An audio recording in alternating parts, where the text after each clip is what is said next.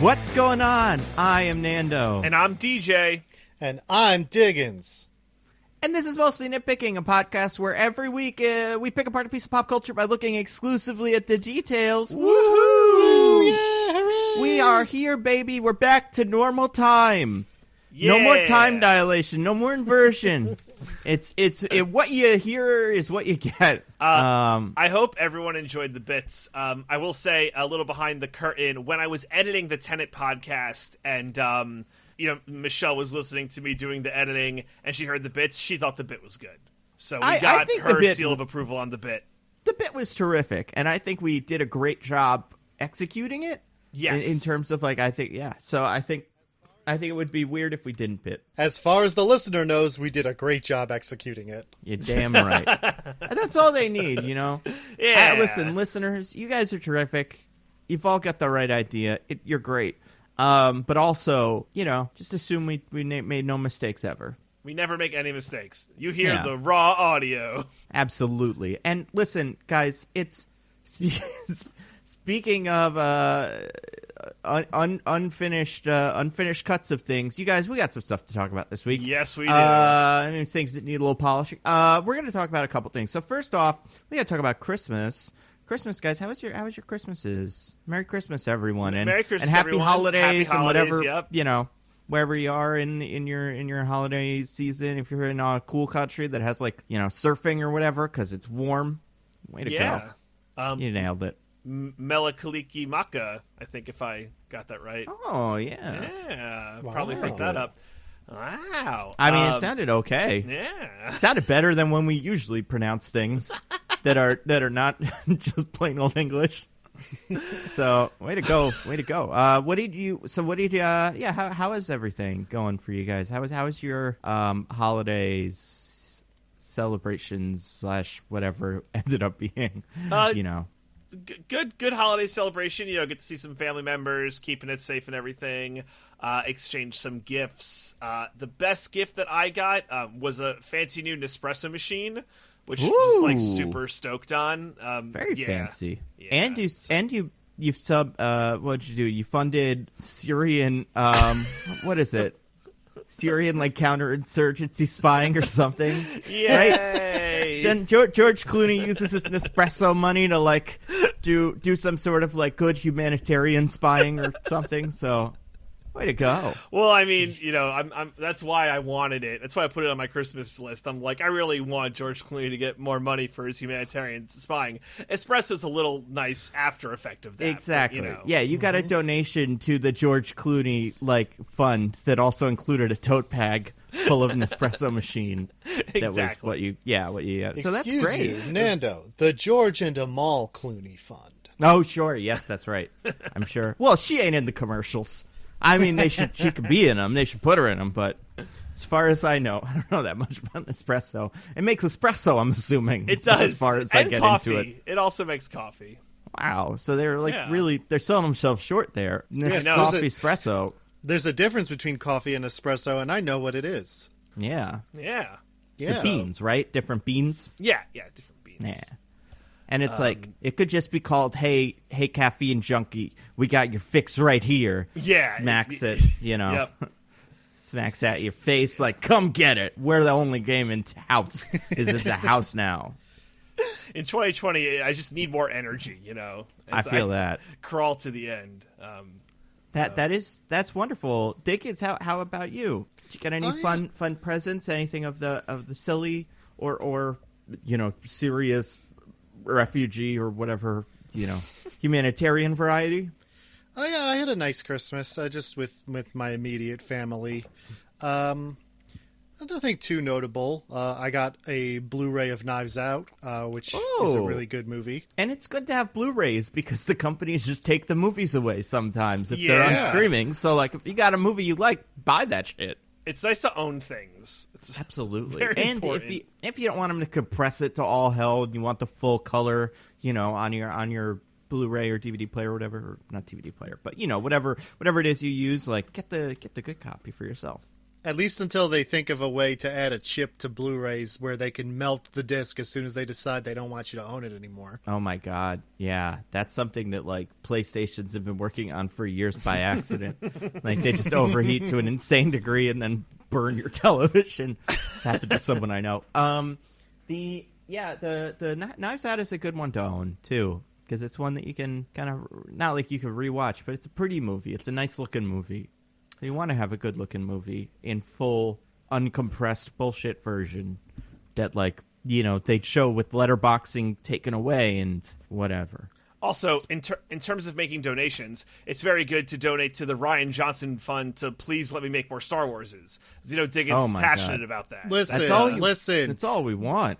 Disney should be so lucky that Ryan Johnson makes more Star Wars for them. He doesn't have to beg. I think he is he's terrific. He's a fun Twitter follow, regardless of how you feel about him. I do enjoy him as a Twitter follow, if for nothing else than what he's done for the sweater community.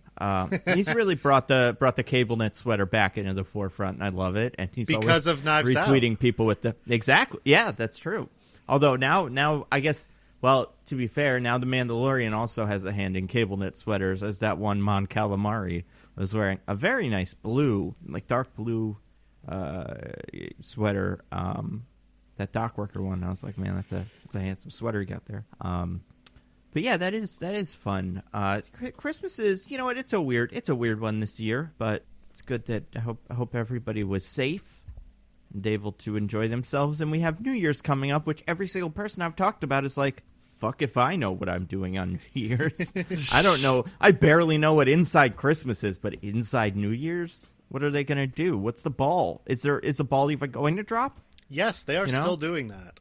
Yeah. But they're severely restricting how many people can be there, yeah. Yeah, there's like no crowd. Well, at least for the New York one. Who knows what they're doing in other parts of the country? I have not looked into it. Mm-hmm. Oh yeah, I'm just talking about New York. Yeah, because they drop things everywhere. They drop a giant guitar or in, you know, Tennessee or whatever. They drop a guitar? I don't know. There's like oh, okay.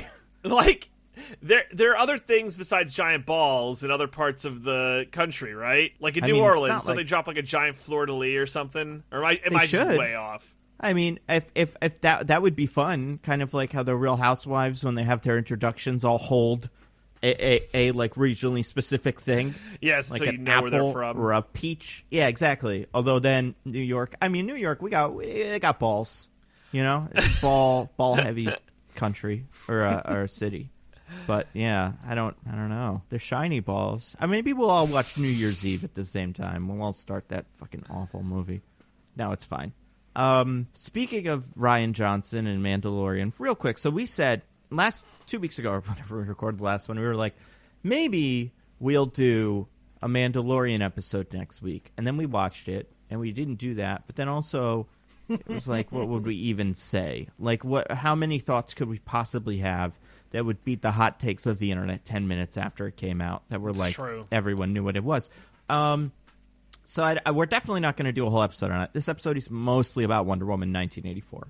But I do think it would be fair to our audience and to everybody who did want to hear our takes on this episode to, like, you know, tell them what we did think about it without going into too much detail. Oh, by the way, this podcast is probably going to be super long. Yeah. 5-star runtime. Damn right. So yeah, Mandalorian. We'll put spoilers. You know what? Maybe this week we'll do some sort of. Should we do Mandalorian at the end? Like, who hasn't had it spoiled for him? I guess people in England. I think we should do it now because I think so we're too. going to lose a lot of steam after system. talking about Wonder Woman. So yeah, exactly. I think we should do it now. So how about this? We'll put a time code in. If it is, whatever the time is, look to the description of your podcast, and then you'll see when to come back for Wonder Woman if you want to avoid Mandalorian spoilers. However, it's probably going to be mostly, the stuff we've already seen on Twitter. But okay, so Mandalorian, Season 2. I think most people would agree as a season, it was pretty solid. It had some pretty solid, strong highs, and it was better than the first season. Although I think the first season's pretty great, and I loved the ending of the first season. What did you guys think overall of the season 2? chapters 9 through whatever 16. Diggins, do you want to go first? Sure. I'll go first, DJ. Okay. So, I think this season had a lot of highs, like you said. There was some stuff in here I really liked. I think a lot of it felt like treading water in a way I didn't enjoy. I think the biggest tell for me was the episode with Ahsoka. He gets told, you got to bring Baby Yoda to this planet and do a thing. And then the next episode, they go to the planet and do the thing, and I was shocked. That was wild. That the Mandalorian had said they need to do a thing and then went and did it instead of like spending 3 episodes not doing it. Which I don't know. I don't dislike the side story aspect of it where there's like just like constantly doing side quests, but I think it makes the story a little meandering sometimes. And also, I don't know that a lot of those individual episodes had amazing stories to them. I think they had great ideas, but I don't know that they were always executed that well. But the second to last episode, incredible. Probably the best episode of the series. Well, the one with Bill Burr, Boston, and Duncan. Yeah, the one where they had to go back to Space Boston. It was so good. That was really, really good. And the finale, I really enjoyed. Well, that's mostly. Great. Okay, DJ, what's your thing? Cool. I agree with Diggins that the Mandalorian We'll get to it. We'll talk about the finale. Perfect with no... to speak to one part of it being meandering, I agree. However, I don't mind it.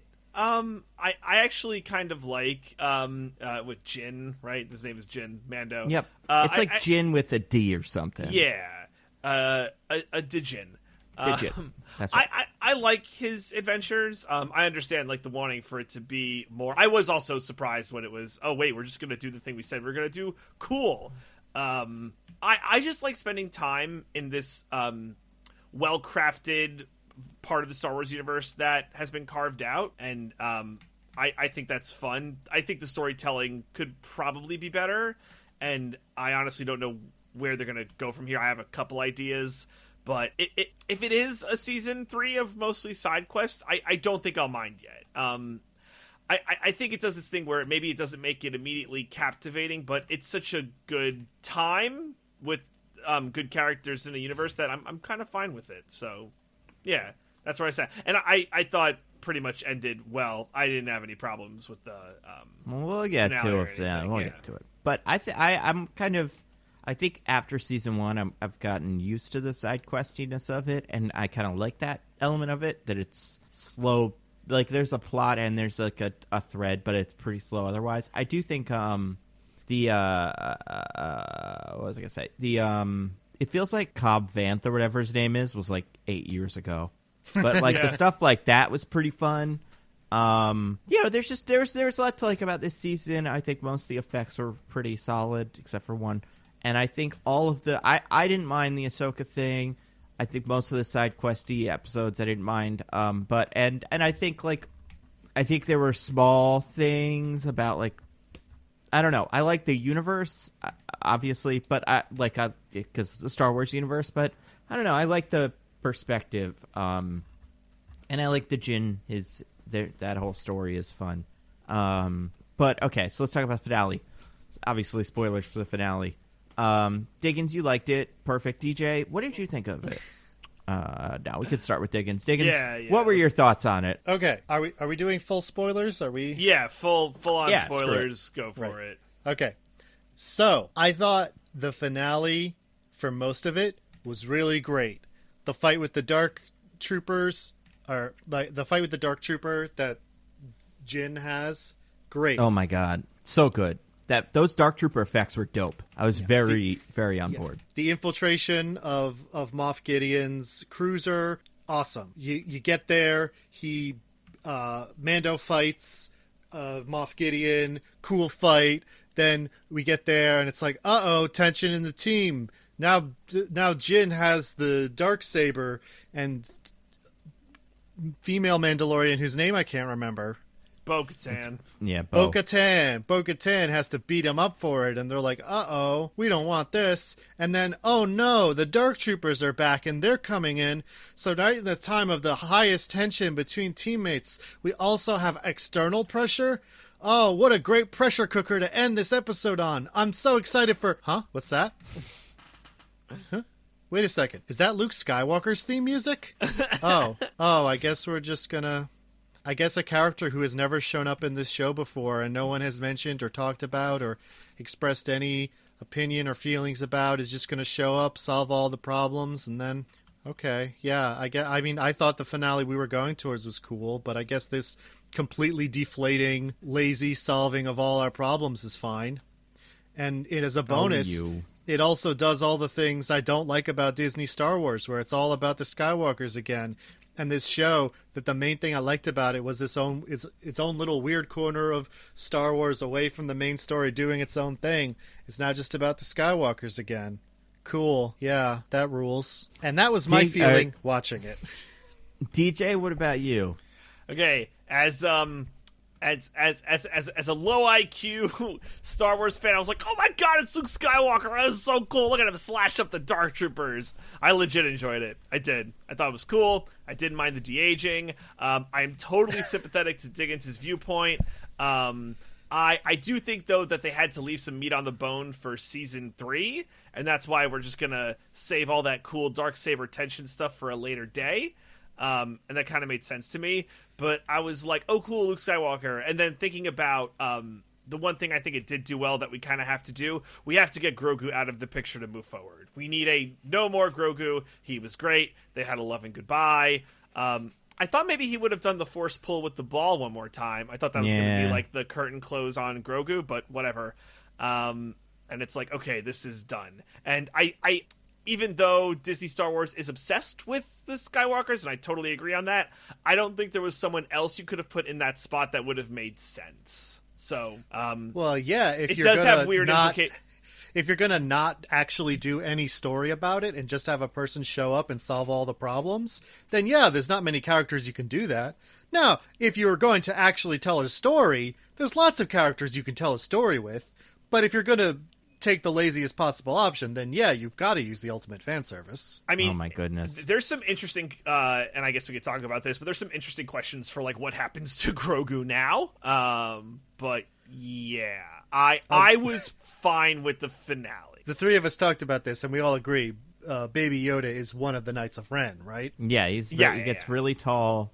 Or has like little soup can, stilts that he stands on. Right, yeah. It's not like the Knights of Ren are any good. There could be one that was just tripping around in the background that we'd never notice. One that's literally a baby. Yeah, they all suck. But like it's a Men in Black style suit where like tiny aliens in a big human body. Yeah, that's exactly it. And I think so. I think I'm a little bit... I'm mostly with DJ, except I did not like the de-aging. I think as an effect, we're not there yet, and I think it looked... Not like it looked bad, but it did... Like, I was very excited and into it, and I was like, oh, good. They're probably going to get Sebastian Stan, like they keep fucking saying, because he looks just like him, and him and Mark Hamill talk about it on Twitter sometimes.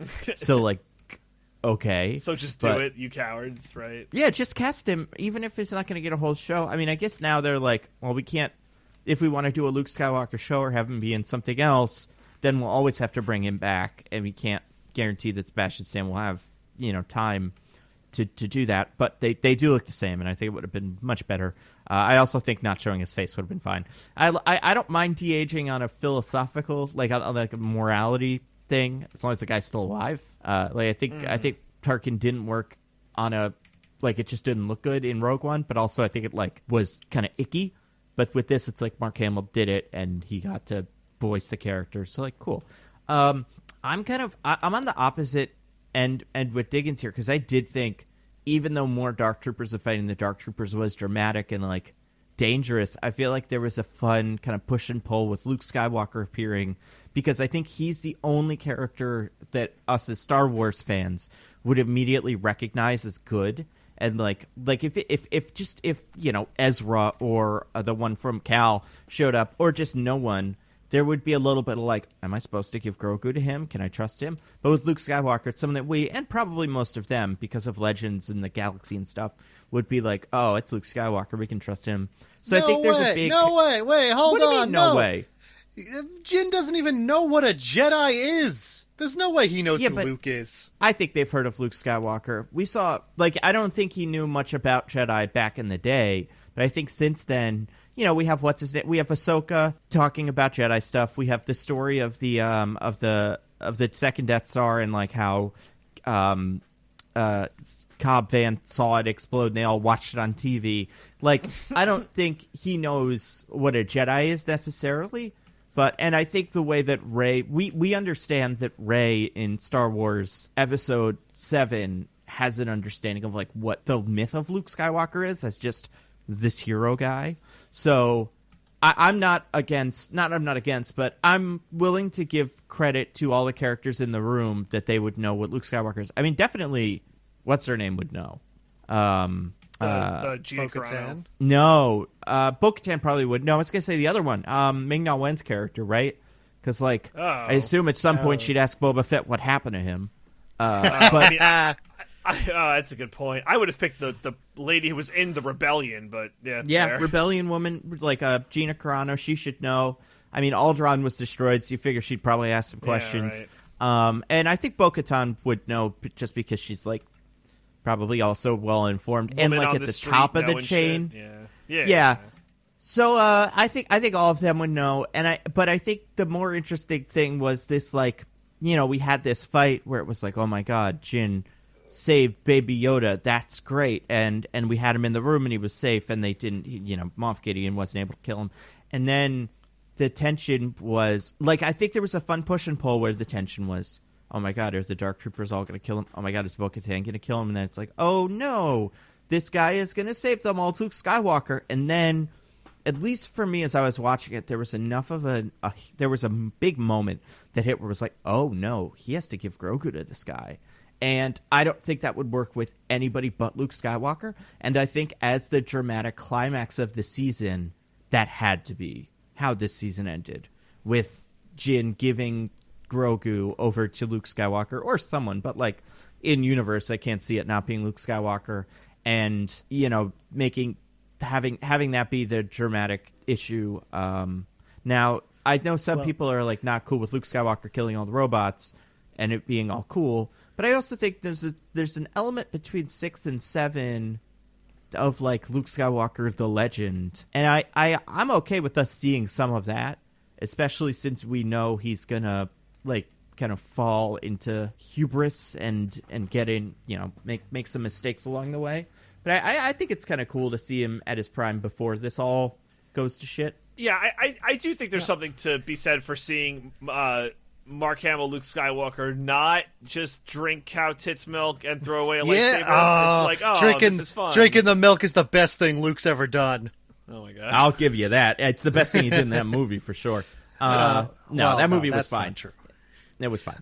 I want to say, Nando, I think you're right that if you're going to have a person show up out of nowhere and not tell a story about them, it has to be Luke.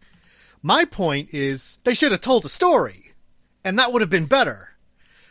Because I mean, imagine being a person who is not that familiar with Star Wars or doesn't have a big relationship with it the way we do, who's decided to watch The Mandalorian because it's the hot new thing, and they're like going along with this finale, and then this guy shows up and all this happens. What do they think is happening? It must be so confusing. But it's Luke Skywalker. Like, yeah, it's like Spider-Man. And R2-D2, I think, showing up helps. But I think you can say, like, between... I know, like, I think I've said this on the podcast before, but I read that one book about Star Wars, and the first thing the guy does is try to find someone on Earth not aware even at all of Darth Vader, and it's borderline impossible, just because it's such a cultural presence. So I think if there's a character you can get away with that with that's not Darth Vader, I think you can probably make Luke Skywalker work. Sure, but my point is less about that hypothetical person and like existing, and more about the idea that I want the show to have a story that works in and of itself. It's much more compelling to me if him having to give up Goku is about Jin having himself developed a relationship with a person, like come to realize that this is the right thing to do and decide to give him up, and not the big guy we all like shows up and he just does it even though he has no idea who this person is or has never spoken with them, about them. They have no relationship or feelings towards each other whatsoever, and he does it because we know he's the big good guy, so it's fine. Like that's like the least dramatically interesting thing you could possibly do from my perspective. See, so perspective, I think then it kind of comes down to, I liked how out of nowhere it was, because that made it more difficult for me. And I imagine in Jin's shoes, for Jin to be like, I guess I have to give my Baby Yoda up to this guy. Now, even without knowing who Luke Skywalker is, I think it's pretty clear for us and for Jin in that moment that this guy is a good guy. And at least, even without knowing that this guy is a good guy, that this is that Jedi that we heard about, that we're supposed to give Grogu to. So, like, I think there was enough. I think that's why I liked it coming out of nowhere, was because it felt like such a shock, but also because it's not like he spent time with Ahsoka and then was like, Ahsoka, you're ready. Like, I trust you to train this guy. He had to kind of take this leap of faith to be like, it seems like you're the guy, and you're nice, and you're saying all kinds of good things, and Grogu seems to like you, and he's got good instincts. So I have to give you up to Luke. I understand, but I understand what you're saying, like, in terms of it kind of deflating the tension, or no, okay, that's kind of tricky, but I understand what you're saying in terms of not wanting to bring the Skywalkers into this part of the universe.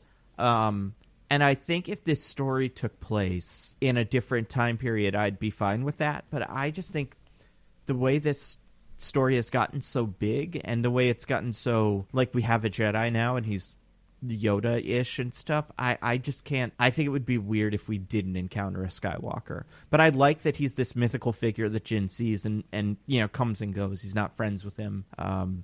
He's just like Luke the legend. Yeah. Yep. I hope. What do you think is going to happen in a future season? Do you think we'll see Grogu again? Because I think we will. I don't. Oh, I think it's absolutely. too complicated. Okay. There's no way they give up on Baby Yoda. Yeah, That little fucker's a money machine. I have so many Baby Yodas. Well, I guess 2, but I have enough Baby Yodas in my apartment, like my merchandise and stuff, that I just don't see a world where they're not. But how do you doing do Baby it? Yodas. Like, is it the Adventures of Luke and Baby Yoda? Like, how do you? No, eventually he's got to go take Baby Yoda back because something's happening or something. I don't know. They'll figure it out, and it'll probably be lazy and unsatisfying, like much of the dramatic writing in this show. No. You don't trust Jon Favreau? You Not don't trust Dave particularly. Filoni, the best Dave guy Filoni's ever all in right. Star Wars. Dave Filoni's cool. I mean, Jon Favreau's like, I can never quite read him, but I think, I have a feeling what'll happen is we'll get a season of Darksaber and a season of Mandalorian stuff, and then I feel like at the end of the season or something, Grogu will escape from Luke or something, and Jin will have to find him in a future season or something. Like, that just, it just, I don't know. They'll have to have a reunion, and we'll have to have the kind of the realization that Baby Yoda doesn't want to be a Jedi, or like isn't right for it, and then there'll be a season of reconciling that. He's like, I don't want to become a Knight of Ren. Doesn't seem like a good job. Yeah. I So think what you're this Kylo's saying a real is I don't- problem, and I think I want to leave. What you're saying is I don't show up for 2 movies, and then I show up, be lame, and die? No thanks. Yeah, exactly. I mean, but yeah, I think it's a tough one. But I did mostly enjoy it. I think they did a really good job. Speaking of like just the execution of the moment before the awful face, I think the face is fine. They did a good job of like, there were moments where you were like, is this Luke Skywalker? Oh my god, it's Luke Skywalker, probably. It's Luke Skywalker. Like there was a good build in terms of things we saw that were revealed to us, the audience. It was the best sense of creeping dread I've ever gotten from this show. Oh my god. Fair. Also, I will say, the face isn't great. I think the voice is worse. Oh. Really? I thought the voice was fine. it's like auto-tuned or something. Like, really listen to sure. it. It sounds really off. I mean, maybe my face was just like, or my whole thing was just, I was too distracted by the face. Also, speaking of Mark Hamill, did you see where he was today? No, where was he? No. I don't know how legit this is, but it seems like he went to a Tashi station to get power converters. Oh, that's If great. he did it, it's amazing. And if it's in Photoshop, it's fine too. But I love the idea of that. That's his Twitter account, so. I mean, it's his Twitter account, but I'm sure if someone gave him a picture, he'd Yeah, just I mean, but he's fun. yeah. I love Mark Hamill. I like him a lot. And that's why I'm, like, not mad either, because, like, he did it, and, you know, he's probably super cool with it, and, like, I get from its story not being great, but from the world I live in, I think this is more value add than not. yeah, That's and I feel kinda like where this land on it. might make kids that see The Mandalorian go like, I gotta see what's going on with this Luke guy. So then you go watch the original trilogy, or Yeah. even just adults. But I mean, but then we're kind of getting into like the story purpose of it versus like the general Star Wars branding, Yeah. which is never worthwhile in general. Or like not never worthwhile, but like you kind of got to go with the story first and hope that works out. Yeah, I think, and we see. So okay, the other thing, Boba Fett. What do we think about that? Bib Fortuna is fat now. Yeah. Love it. You've got to be fat to be a crime lord on Tatooine. They don't respect It you if you're seems not like fat. it. Yeah. It's like a cultural thing. Like, the bigger you are, it's more wealth or whatever, because you can eat well. Yeah, like walruses, you know? You're just like, the Yeah, biggest like one how- is the king of the walruses. Or like how in the old days it was considered attractive to be fat because it means you had access to a lot of food. Yeah. I mean, I still think of that today. Like, you know. That's wait, true. Just kidding. I take that soup. Wait, well, I don't know. I don't know where I'm trying to land on this, where I'm not offensive to anybody. So, you know, however Well, you I are, think you're I think you've already missed that mark. Yeah, I mean, whoopsie. You like your skinny, sexy Bib Fortunas. We get it, DJ. You want your supermodel, it's like CGI out all the cellulite on Bib Fortuna. And I like a natural-looking Bib Fortuna. Put all the weight in the tentacles. That's all I'm saying. I think that's fair. how it works. You put all the weight in the tentacles. It's a nice proportion. So he goes in, Boba Fett goes in, kills Bib Fortuna, and with, what's her name? I can't remember the name of the character, but Ming-Na Wen's character. Yeah. So easy, by the way. No guards, no nothing. Just like, that's it. Well, he You're killed dead. the guards. Yeah, Well, he's not okay, he's but, not a like- good manager. I feel like in episode 6 there was more beef kind of around, you know, just the security force. This was, you know, I felt like there were two guys that Boba Fett, you know, lazily and easily shot. Yeah. How Didn't long? seem like a lot of effort. When does this take place? Probably right after everything goes down, right? I was no. I imagining- mean, like, so in the Star Wars timeline, how long after the Jabba was killed It's is like this? 5-ish years, I think, we Okay. landed on. Yeah, so I can see Bib Fortuna just kind of sucking, and also like there's not really a big threat. Tatooine's kind of like Cobb says, in like this weird power vacuum, so he's able to just be Right. like, I'm in charge of this thing, and everybody goes, I guess he is. All right, But fair. yeah, so we're getting the Book of Boba Fett in a year. Cool. What do you Weird want from name. that? Yeah, weird Yeah, name. it's a weird name. I don't know. Want them to tell a story like they didn't with Boba Fett in this season of this TV show we just watched. So you want to learn more about Boba Fett? What are his motivations? What's I he don't doing? even care about learning more about him as long as he does something that is motivated by character and not by desire for the executives for him to look cool. What do you think his character even like wants? What a Do you great think he question, wants Nando. to be king? Because that didn't strike me in this season was like he wanted to take over Tatooine, but also like I guess he does. Maybe he just wants that chair. Or just the crime. It's almost portion like of it. we didn't learn anything about him, even though he was around for 4 episodes or whatever. Yeah, he kind of flew the plane mostly. I mean, I will say, like, as an idea, I'm like, oh, Book of Boba Fett, that sounds cool. Don't ask me what I want from it. I haven't thought that far ahead. I'm sure it'll be something. It was a cool teaser. Yeah. Like, I'm not going to deny that. Boba Fett did some cool stuff this season, even though do cool stuff was, like, literally all they had on their story notes for what to do with Boba Fett. But So, can I just have that? I'm not looking forward to it. Yeah, what if the Book of Boba Fett is just John Wick but in space or something? You know what? Just That'd him be going fine. from guy to guy. Yeah, Yeah. I That'd wouldn't be mind fine. that.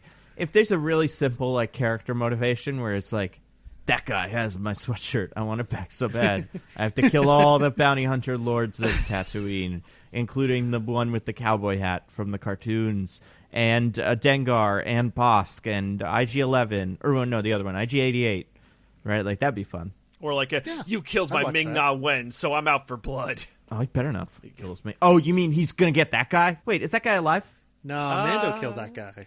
Yeah, that guy died. Never mind. Oh, well. Maybe one of his Jonas brothers, like the other. Maybe he's got a whole family of himself. But yeah, I think that would be fun. Wouldn't he be grateful for that guy? Because the whole reason he has a Ming-Na Wen is because he had to fix her up from being shot by her. That's true. So maybe he helps that guy's family. Finds it's tough with this Boba Fett because he seems like in the episodes we get from him, he seems very honorable. And that's like one of his things. So I guess he would clash with that dishonorable dude. But also, he just killed, Bib Fortuna and took over. Like, it's not like Bib Fortuna fucked over Boba Fett in any interesting way. Boba Fett was just part of the thing. So I guess maybe he just hates. I don't know. Maybe hopefully they'll figure it out. Maybe he wants revenge on the Sarlacc. Ooh, we're gonna have a big boss fight with the Sarlacc. Yeah, just him dropping stuff into it until it dies. That'd be fun, wouldn't it? How about he dies at the end of his book of Boba Fett because his jetpack malfunctions again? That'd be fun. Just like flies right into the sun. Hits the side of a barge and just that's it. Yeah. He gets hit by another blind guy swinging loudly and just falls into another pit and dies. Yeah, and that'd be kind of fun too if he goes to Mustafar for the final episode and he's like, "All right, I've learned from my mistakes. All I have to do is go and cut this one guy's head off, and it's easy." And then just Ming-Na Wen bumps into him as they're getting off the slave one or whatever, and just flies right into some lava. And then he's and then he holds up his fingers and makes a 2, and it's Boba Fett 2. He'll be back, baby. I mean, if anyone has an axe to grind against Luke, it's Boba Fett, right? So maybe Boba Fett, stay with me here, infiltrates Luke's training, whatever, gets in good with Kylo Ren, and becomes a Knight of Ren. Maybe Boba Fett is a secret Knight of Ren. Boba Fett, if Boba Fett has an axe to grind against anybody, it's Mace Windu. So maybe they'll bring Mace Windu back, God. he survived the fall, and then he's going to cut Mace Windu's head off with a Darksaber or some bullshit, I don't know. The Darksaber was cool.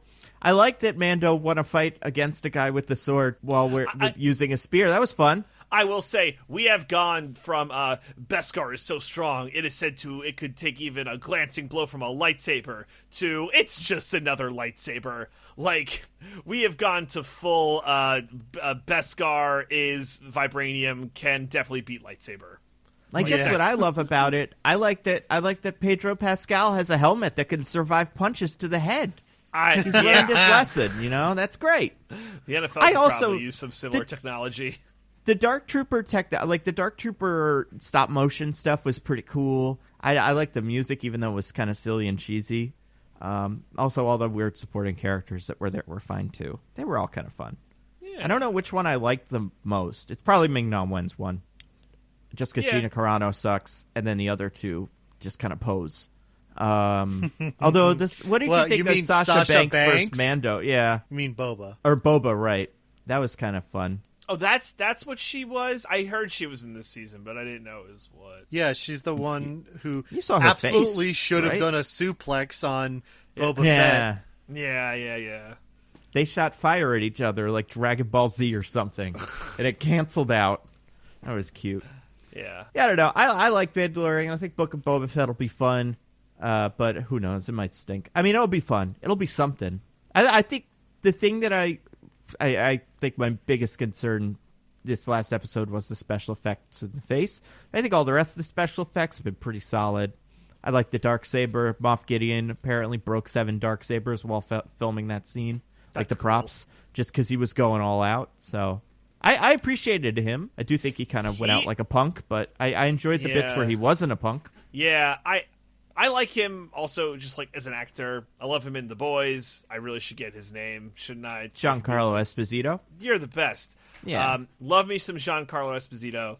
I would like him more in Mando if possible. I mean, he's not dead, so I guess, The Book of Moff Gideon will be alive. Next season's teaser or something.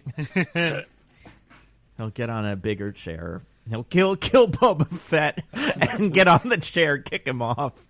Well, listen, we still got to find out the full story of how he ends up retiring to Earth and starting a local chicken franchise that's a front for a drug empire. Mm-hmm. Maybe he cooks little salacious crumbs instead. He makes like a little. I'm trying to think of like a food. Womp rat? I don't know. All those frogs that Yoda eats. He can make that. He can make the little bar that in Episode 5 Yoda steals from Luke. Right. That's got to be like a thing that's made. Right. Yeah. Those little protein bars. But yeah, salacious crumos, hermanos, or whatever. I think that would be great. And then he could also be in Boys in the Hood or something. We did establish that salacious crumbs are edible in the first season of Mandalorian. Oh, that's true. Wait, what was I thinking? It's Porgos Hermanos. He makes a pork restaurant. They're basically little chickens. But yeah, and I like Pedro Pascal's great in that show. He really is. Like that bit where he said goodbye to Yoda and like cried and stuff. It was. I like that we don't see his face too much, and I think the couple of moments in this season where we saw it really hit. I agree. No. Pedro Pascal is great. I have no complaints about him. Speaking of Pedro Pascal being great, we did it. Speaking about having no complaints about Pedro Pascal. Yeah, speaking of Pedro Pascal holding the chip together, I think he was great in Narcos. Just kidding. I was wondering how you could do the zag, right? I thought he was great in Game of Thrones. Yeah, I thought he was great in Wonder Woman. The pilot that they never produced but made one episode of, and he was also in about 10 years ago. Have you ever seen that? I'm not familiar with this now. No. So they're making a pilot for a Wonder Woman show. I want to say it was going to be on like CW, but this was pre-Arrow, so it could have been on any of the networks. And it was called Wonder Woman, and Adriana Padalecki was Wonder Woman. Carrie Elwes was like her friend or something. And it was bad. It was very bad. But also Pedro Pascal was like in it. He was just a guy that was part of the show. He wasn't Maxwell Lord or anything. But he was like, yeah, this is going to be a big paycheck for me. I'm excited. As a young, struggling actor who was in like one episode of Buffy and, not a whole lot else at that point, I was like, this is going to be big. It'll get picked up for a season. And then they didn't even pick up after the pilot at all. Jerks. Yeah, which is wild. I mean, it was bad, but it wasn't like worse than some of the other shit they put out, Like, I mean, yeah. There's been some pretty crappy stuff on it's better than Iron Fist, probably. But yeah, Pedro Pascal is in that, so he's in all the Wonder Woman continuity. He'll shake hands with himself in fucking the Flashpoint movie. But yeah, it's great. Yeah, so Wonder Woman. 84. Wonder Woman 1984, guys. It's out. It's finally out in theaters and at our homes. Until January 24th, then you can only see it in your home. Yeah. And that's fine. That's all the time I need with it. Yeah, like I doubt I'm gonna go back. I'm not against it for any practical reason. I just find it confusing. I mean, are you talking about the release strategy or the movie itself? Both. I get it. I get it a little bit because they want to like juice the numbers. They want people to. I'm sure there will be some sort of like bump in subscribers where it's like, oh, we'll watch Wonder Woman today, and then it's gone.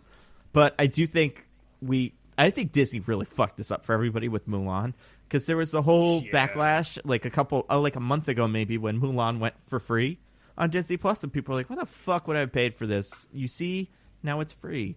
So I think they can take it away if they want, as long as they don't charge extra for it.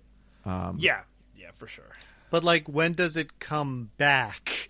Like, how long will it be gone before it's back on HBO Max? Yeah, we don't know, unfortunately. It's a great question, and I couldn't even guess. It's so weird. Which would be great, not like great, but like I like that they're putting it out there, not behind a paywall, like outside of the app itself. Like, so you pay for it, but you don't pay double for it. And then I mean, it's more just I'm so tired of all these streaming services just being like, oh, we got this now and we lost this and now this is on this streaming. It's so complicated. Mm-hmm. Well, that's never going to stop. Yeah, it's the worst.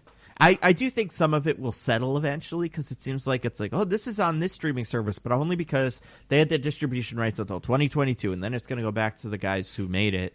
So like there was like one or two Marvel movies that just weren't on Disney Plus because of like Netflix agreements. So, but I mean, it's still stupid because then they're going to start cycling stuff in and out so that they can get you to be like, oh, now you can watch Beauty and the Beast. So it sucks. Let's see. Speaking of things that suck. Speaking of No.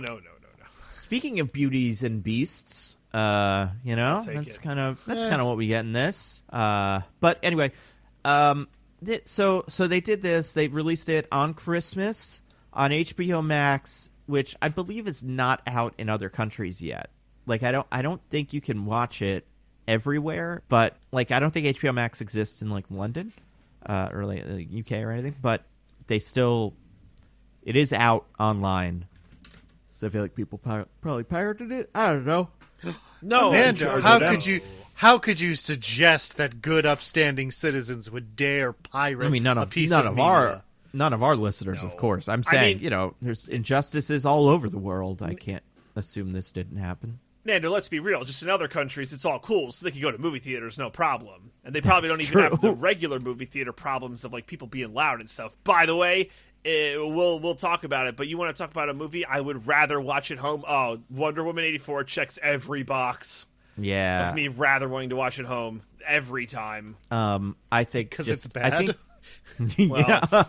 And long. Oh my God, this movie is long. But yeah, so this movie, Wonder Woman 84 came out on Christmas. I think it got a pretty solid viewership. I think people watched it. But I don't know, I don't know how many. A lot, probably. Yeah, I feel like those numbers are hard to judge in general. I mean, they literally don't release them, right? Yeah. Like they release them when they're great. So if you don't hear from them, I'm usually like, that's not a great sign. But also it's like, whatever. I don't know. It's great. And they did the thing right where it's Warner Brothers releases Wonder Woman 84, Disney releases Soul, head-to-head matchup, which might exist in like normal movie-going times because at least you get the box offices against each other. Christmas was on a Friday, so you actually have a traditional weekend to judge those box office numbers off of. But you don't necessarily have that this year, so not much of a matchup. Also, two totally different movies. Yeah. But yeah. I mean, one's about like getting a wish fulfilled and like an existential crisis related to, like whether you're alive or not. And then the other one is soul. Haha, just kidding. So this movie, it's a sequel to Wonder Woman 1, kind of. It's also set within the DCEU, kind of. And they explained, I read some interviews where Patty Jenkins said that she was cognizant of that when in the creation of this movie. Like, I kind of figured they just give up on the DCU and go like, fuck it, we're making the best movie we can. But apparently the reason she wears the Golden Eagle armor but doesn't get new armor is because it's like, well, she wouldn't have had it in Batman v Superman. Oh, so what? Cool. Yeah, right? Come on, guys. Read the room. What? It's... Huh? Yeah. Like, Wait. It couldn't be new armor because then it'd be like, where was this? Like, so it why had to be would something she could put on and take off and get just like not having get destroyed. So like, there's no more Golden Eagle armor. Yeah, it's gone. Spoiler. Oh, well, she probably stopped using it because of how bad it looks. That's true too. Well, and also seems like practically a nightmare. I didn't see the value add from that armor. Yeah. I mean, t-shirts and posters, but that's what Patty Jenkins said in an interview. So that's what I got. It's a great movie. I can think of one big value add, except the movie immediately takes it away before she even puts the armor on. Yeah, it's pretty. I know exactly what you're talking about, and I totally agree. The movie. So this movie is Wonder Woman 1984 sequel, like we said, kind of mostly. It stars Gal Gadot as Diana Prince again. Chris Pine is back as Steve Trevor because, of course, he is.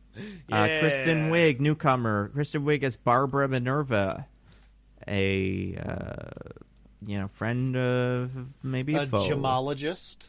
That's right. Everything. A cryptozoologist. Ancient zoologist. Yeah. Does it all. And then we also got Pedro Pascal, the Mandalorian's own, as Maxwell Lord, billionaire, or not billionaire, but like faux billionaire oil whatever guy. There was also a character credited as Handsome Man, played by Christopher Palahala or Palaha. I think I know who this is. The Handsome Man. And He's that man who's handsome. He is the man who's handsome. And some Makes other sense. characters of like relative note. Like one DC character that you're like, oh yeah, I guess he's from stuff. But besides that, not too many continuity. Nothing I would say directly connects it to like she doesn't go. Oh, I'm gonna go now to let me get on my Turkish Airlines and go to wherever I show up in Batman v Superman or something. It's pretty. It feels pretty disconnected from the rest of the DCU. Well, it takes place like 30 years before all the other movies. Yeah, and it's weird. Like, she still hasn't gotten over the death of Steve Trevor in Justice League, even though she gets over it now. So, like, it seems like this movie kind of forgot some of the things that happened in the first Wonder Woman, which is weird. I don't know. It's a strange one. Like I said, directed by Patty Jenkins, written by Patty Jenkins and Jeff Johns. Jeff Johns, comic book writer of note, who wrote like some Green Lantern, and he's written a lot of stuff. He's good as a comic book writer. I feel like there's an invisible third writer there, which is there is whichever Warner executive made them include the big CGI fight. I don't know. He's back and he has more ideas. I think at this point it's them. I don't know. I'm so the script as kind of we're getting at. There is another guy named David Callahan who's like a guy who kind of seems to be like one of those guys that translates screenplays to like stories to screenplays. He doesn't have a ton of experience. He apparently wrote the story for the Godzilla movie. He's like credited as writing the screenplay and story for Expendables, but like it's not Godzilla movie. The new one, the 2014 one, like the more recent one. So like it seems like hold on. The first New American one or the second New American one? The one for 2014. The one where he's the one with the Aaron Taylor Johnson and like Breaking Bad and all those guys. So not the worst one, but not the best one. But so this guy seems like kind of a workman. He comes in, you give him a story, you give him a Mortal Kombat, he turns it into a screenplay. But I mean, beyond that, this movie is written by two non-screenwriters with a lot of power within the studio. Always a good choice. Now, I will say, you expressed some skepticism before, but it came out in interviews recently that in the first Wonder Woman, the CGI fight was in fact an executive demand that they ended up having to put in the movie, even though they didn't want to. I've said that for years, and I 100%. I think I'm just saying. I guess here, I think Patty Jenkins probably had more credit and more like control over. I think there is a. I think there's a thing that I'll usually do where if there is one bad decision in a movie that feels like it's a bad decision because it just feels like one of those decisions, I'll usually blame that on the studio and producers and stuff. At this point, I'm kind of like, I don't know, man. Maybe that's just what they wanted. And I mean, she produced it as well, and she produced it. Like, both of these people are the producers. I mean, there's a billion other producers, but, like, they're EPs and stuff. You listeners, you know me. This is not my go-to explanation for when a movie is bad. But this movie just had a strong feeling to me of having been weighted down by demands from people who weren't making the movie. Oh, see, I'm the opposite. I think this movie had a really strong feeling of, we're two non-screenwriters who are going to write a screenplay and put everything in it, and just it is what it is. Like, it felt very messy in a way that felt intentional, kind of like almost like Crimes of Grindelwald with J.K. Rowling deciding to write it. And it's like, but maybe we get screenwriters for this kind of thing. Not that Patty Jenkins has never written a screenplay or Jeff Johns has never written a screenplay. She wrote Monster, but that was like 17 years ago. And he's written a couple of things and like been, he wrote Aquaman, for instance, which I'd say I like a fair amount more than this. But it feels like it feels like people not reining themselves in a lot and being like, and then they go here, and then they go here, and then they go here. And then it's like, well, why? I don't know. I want them to. I'm the producer and director and writer. I do what I want. But I'm sure DC interfered in some ways as well, or Warner Brothers interfered in some ways. I I was going to say independent third party here. I feel like you guys are saying similar things, and I wouldn't know whether to attribute it to Warner Brothers having their thumb on the scale or to inexperienced screenwriters. I feel like that's impossible to know, but I feel like it's the same problem and was apparent in this movie. We just don't know who to place the we don't know who to place the blame on. We all agree this movie is not great. No, yeah. I guess for me, all I'm saying is this kind of feels like a situation where someone has too much power and they are to run. They are running wild. But it could be Warner Brothers. Yeah, I'm more on the Patty Jenkins train right now. All right. Just from listening to interviews where they're like, "Why did you put the plane in?" And she's like, "We thought it'd be cool." And I'm like, "All right, plane, man. Well, then that's why you did it." Like, and maybe she's justifying that Warner Brothers said you're putting the fucking plane in, but yeah, I mean, it's not. She can't. There's only certain situations where you can say like, "Yeah, the studio made me do it. I thought it was stupid." Yeah, I mean, it's fair. So I guess it's like it's hard to say who's at fault for these movies' decisions. But I mean, at the end of the day, we can only speculate. However, we certainly can talk about why it's bad. Yeah, it's a fucking mess. This is Wonder Woman 84. Guys, good fucking luck with the IMDb summary for Wonder Woman 84. Oh, God. It is so overwritten and such a... It's just like Wonder Woman, honestly. Like it's like the movie. I'm going to let DJ go first. All right. Okay. I was going to say, I'm still salty from you selecting Diggins as the winner from The Tenant. Oh, really? Wait, was I salty from Tenet or a different movie? Probably Tenet. I mean, Diggins last did no. win. No. I was salty from Christmas Chronicle 2 because like Troubled Teenager. Because I mentioned the rambunctious hurt. teen. Yeah, that's how much it hurt. All right, I don't remember DJ, who won Tenet. I'm going can first. Yeah. Go crazy. I think you can redeem yourself here if you get this right. Okay. I'll tell you. Let's go. I'll say this. It's written in a way that's unlike most of these that we do. Ooh, okay. Wonder Woman having to continue to deal with the loss of her long past boyfriend Steve Trevor, must encounter a new foe when a strange man appears who says he can grant any wish you want, beginning with Steve Trevor being brought back to life. Okay. Diggins, what do you got? The sequel to the hit movie from DC and Warner Brothers, Wonder Woman 1984, sees Gal Gadot return as Wonder Woman, facing off against new foes like Kristen Wiig as Cheetah and Pedro Pascal as Maxwell Lord in a fight to do good stuff. All right, you guys, you want to hear it? Yeah. I'd love to. Rewind to the 1980s as Wonder Woman's next big screen adventure, finds her facing two all new foes, Max Lord and the Cheetah.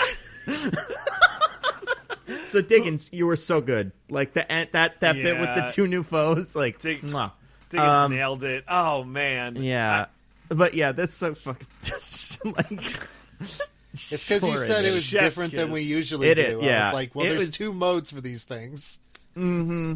I think Diggins had an unfair advantage then because he. I said that before you went. He said that before you started. I know, but I didn't know what he meant by that, and Diggins did. So Diggins gets an unfair Diggins advantage. had an advantage by being smarter. Yeah, honestly, that's the summation that's for every fair. single one of these. We can. You're graded on a curve from now on. You know what? I think DJ got it. DJ mentioned Wonder Woman, and that's all I really need. I did write down things DJ got, and it was Wonder Woman and you used the word foe, and that's it. But it's because DJ's summary mentioned Steve Trevor a lot, which this one completely ignored. I was trying to go by the trailer, which he's all over. He's all over the trailer. The opposite of the movie, which ignored the villains and focused a lot on Steve Trevor. Yeah, the IMDb summary, I think, is the only time the word cheetah is spoken. Right? Like, I don't think... Oh, my God. She's never called the cheetah, but I also can't even think of a time... I feel like there's one time they talk about the animal... No, I want to be the apex predator. No. Not where they talk about the animal in relation to her. I just feel like the animal gets mentioned early on. Oh, the shoes. I don't It's even... legit the shoes. She wears them, but does she say it? She does. Oh, cool, cheetah. Wow. Oh, okay. Yeah, then there Yep. you go. See, I knew I remembered that. So But it there was you just go. in relation to cheetah print shoes. Like, that doesn't feel like it should count. Well, no, I'm and not Gal saying... was wearing them. Like, Wonder Woman was wearing them. I She agree. is the real cheetah. She is that her it own worst has enemy. nothing to do with the character or like the villain being Cheetah, but I knew the word cheetah was said at some point. I got you. That's right. I mean, listen, if this was based on if this, like, summary had to do with the amount of times the name was said, it would be like this. It would be like, rewind to the 1980s as Wonder Woman deals with Alistair, and then that would be it. Because the word Alistair gets shouted rapid fire like 20 times at the end of the movie. It's awesome. Guys, Wonder Woman 84. Oh wait, guys, wait. Before we go, I have a correction. Okay. Oh. So I was wrong. She doesn't say cheetah print. She says animal print. Yeah. Wow. It's like they couldn't get Yeah. the rights. Yeah. She they says couldn't get animal the rights print. to cheetahs. Yeah, they couldn't get the rights to the animal cheetah.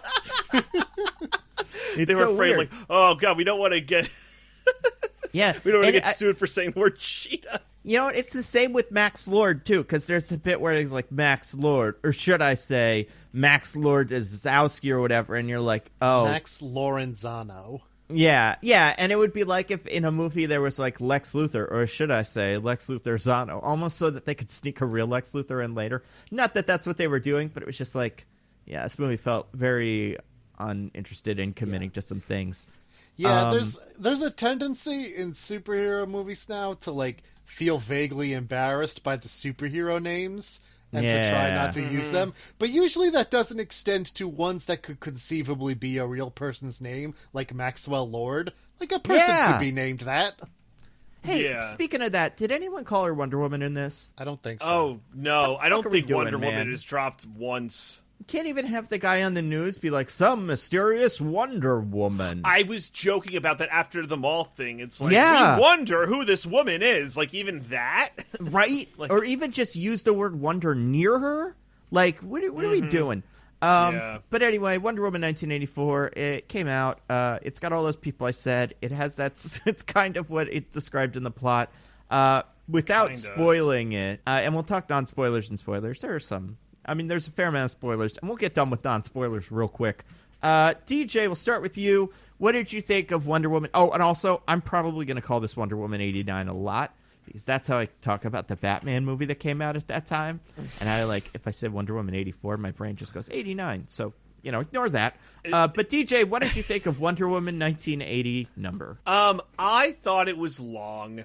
I thought it was unnecessarily long. When I saw the 2.5 hour runtime when you start it, I was like, oh man, there's going to be a lot of movie in here. And what it really felt like was that there was very little left on the cutting room floor, was my read of this movie. I kept saying this while I was watching this to Michelle. There is a good movie inside of here somewhere. It's just not the movie we got. Like, somewhere there's a good movie because there's good bits and there's good themes. And I think that Maxwell Lord is an interesting villain at points, but they do not want to discover what that might be. And I felt every part, not every part with Cheetah, but most parts were just kind of tired. I don't even hate the, like, oh, woman, it's hard to be a woman.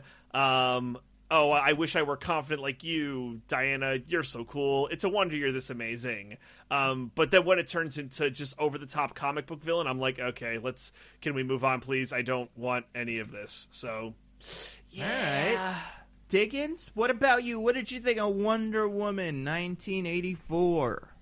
So when it started, I was into it, honestly. Like the first little bits of it, I was having a good time. But then as it goes on, it just gets really messy and unfocused. And I totally agree with DJ. There's such good ideas in here with Maxwell Lord. And I think if it was given more focus, all the Barbara and Cheetah stuff could have worked really well too. But it just... none of it gets the room it needs to breathe. All of it just kind of hints at the interesting stuff and doesn't dig in on it. And then none of it coheres. It doesn't all mix together very well. So we just end up with a bunch of loose threads that don't tie together or make satisfying conclusions on their own, and it just ends up being not that fun or interesting. But man, I can just feel the good movie that exists in this movie, and I wish it was here instead of this one. For real, though. For real. Also, because it bogs down in other things that aren't interesting when I want to be like, no, go back to that other thing with Maxwell Lord and his son. That seems like it could be good. And the movie's like, no, we're not going here. We'll get to that in the last 2 minutes. The movie has like 4 main plot lines, Oh my and it God, needed yeah. 3 at most. Yeah. If it had only 3, it could have focused on them all more, and then they could have all tied together, and it would have been good. But it can't handle all 4 of them. Absolutely not. I agree with both of you. I think this movie's a mess, and it's upsetting because I like you guys both said, I like parts of it. I like some parts more than others. And I think we might differ on what parts work better. I think that, but even more than that, I remember finishing the movie and not just being like, I don't think that was very good, but also having like almost like icky feeling, kind of like, ugh, what was that? And I realized it's a kind of mean-spirited movie, in some ways, in the same ways that, like, I don't know, as a movie that starts with this very Superman 1 Donner vibe, it's like Spider-Man, Raimi, like saved the day and stuff. I feel like it ends at such a different point that just makes me so like, ugh, what did I just watch? So yeah, I really did not care for it. Now, to be fair, not like to be fair, but I did want to say it's because it's weird. It feels bad, not bad. I guess if like we've been pretty tough on some movies in the last couple of months. Your Artemis Fowls, your New Mutants, stuff like that, and they stink. But also, nobody cares. And it's tough with this because it does. You know, there's people that like Wonder Woman a lot, and I don't want them to think that I think Wonder Woman is stupid. But, you know, welcome to the club. Now you got a bad one, you know? This is X-Men, Spider-Man fans. We've been here for years. Like Batman, funny. Superman. That's how you know you got a good superhero movie franchise. Even Iron Man. Yeah. Sometimes you find, especially your second movies, let's be honest. Almost always. We Either can't they're the all best be or Spider-Man worse. 2, right? Yeah. Like, we don't all get that lucky. Like half the X-Men movies are bad. Half the Spider-Man movies, I mean, I guess some people are split right down the middle on which ones are good and bad, but, like, there's a lot of those that aren't very good. Like, I guess the Marvel There's only Cinematic 3 Universe, good Spider-Man movivies. Yeah, and they're, yeah. 1, 2, 3, right there. That's knock them out. Close, TJ, close. Nailed it. No. But, no. yeah, Infinity War, I mean, there's 4, really, when you get down to it, because then you got, whatchamacallit. Wait, what are your 3, Diggins? 1, 2, and Spider-Verse. Really? You're not even Nice. willing to give nothing for Homecoming? I thought Homecoming's pretty good. Homecoming's fine. It's not bad. I just don't love it. Yeah, I should say Spider-Verse there's only 3 great Spider-Man movies. Sure. Or what my there it opinion is. is. And I think like with X-Men is the best one because like most of those movies are bad. Even like Star Wars, like you know, it's how it works. You get some bad movies every so often. Yeah. This definitely won't kill this character. There will be more of these. I don't know if it made money, but I mean that's not its fault. I mean, I think the idea of Wonder Woman being a success for DC is enough to keep that train going for a long time. yeah, like- and how much like it, you know, is merchandisable. That Yeah, too. and I think we'll always have this amount of goodwill because the first one is good. I think that Gal Gadot as Wonder Woman is a good character. We could talk about the specifics of that as we talk about this, but I think that DC has a good thing going, and even if there are like 6 more awful Wonder Woman movies, it won't matter. I think they did the one thing to crush it, and that's all they needed. So, you know.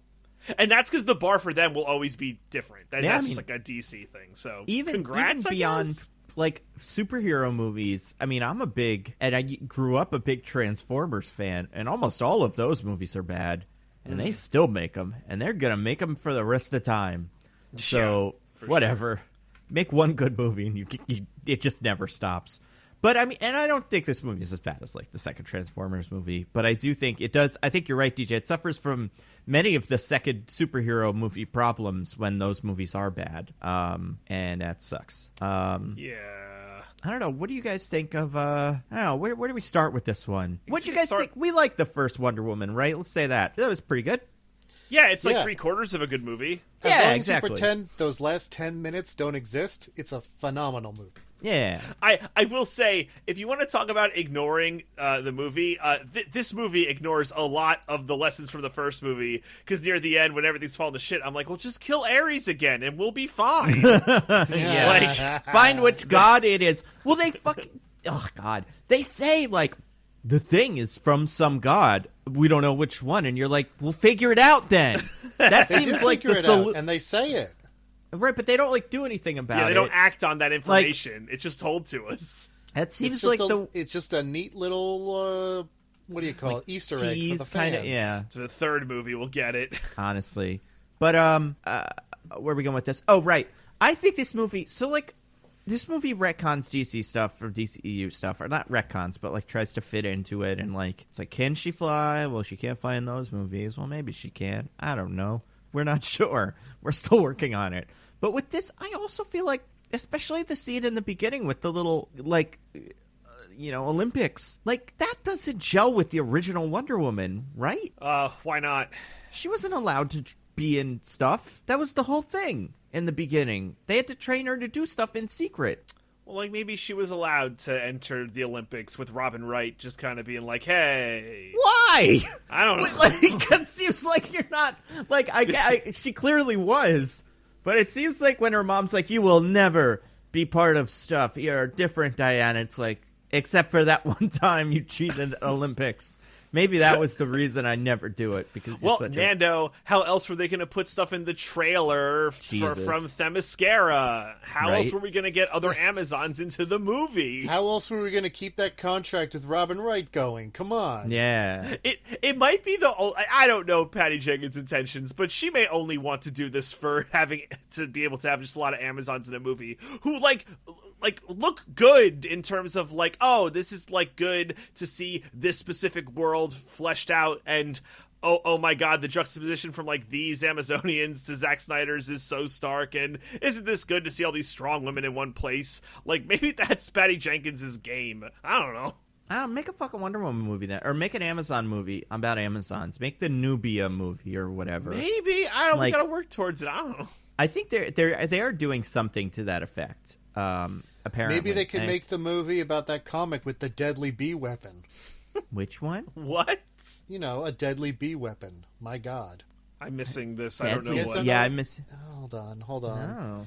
Talk amongst yourselves while I pull this up. So we find out in the movie a Wonder Woman was part of American Ninja Warrior Triathlon Olympics back when she was a little baby, and they let her do it, and fuck it, who knows why? No one cared.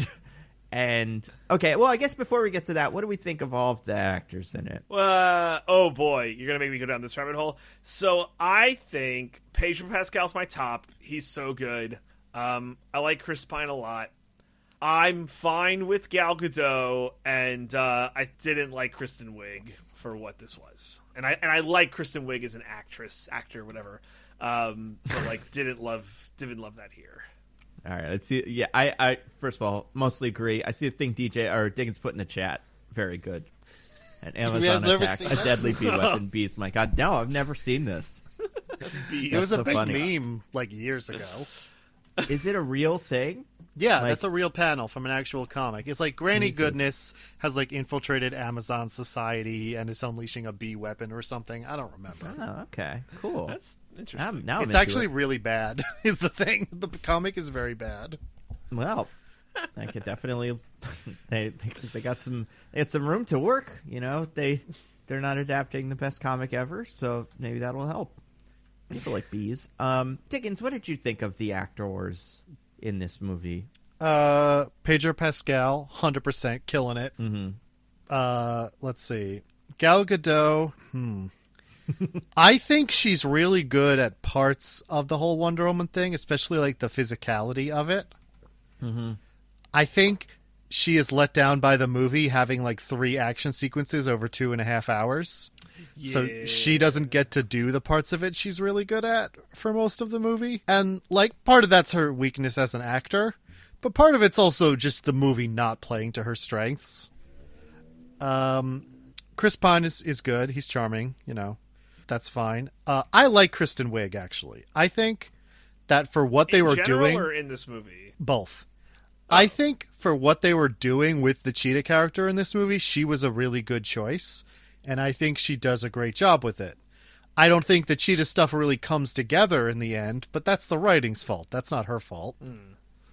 I guess I more or less agree. I don't care for Kristen Wiig's Cheetah as a just part of this movie, but also I think the casting was weird. I feel like it felt to me, we kind of said this before the pod, I think the way you do that character is you cast the superhero or supervillain and then have that actor play the nerd. And they did it backwards. They had the actor cast for what is usually the nerdy parts of the role where she like mumbles and stuff, and then had her play the superhero part, and I didn't buy that. I like Pedro Pascal, easily the best part.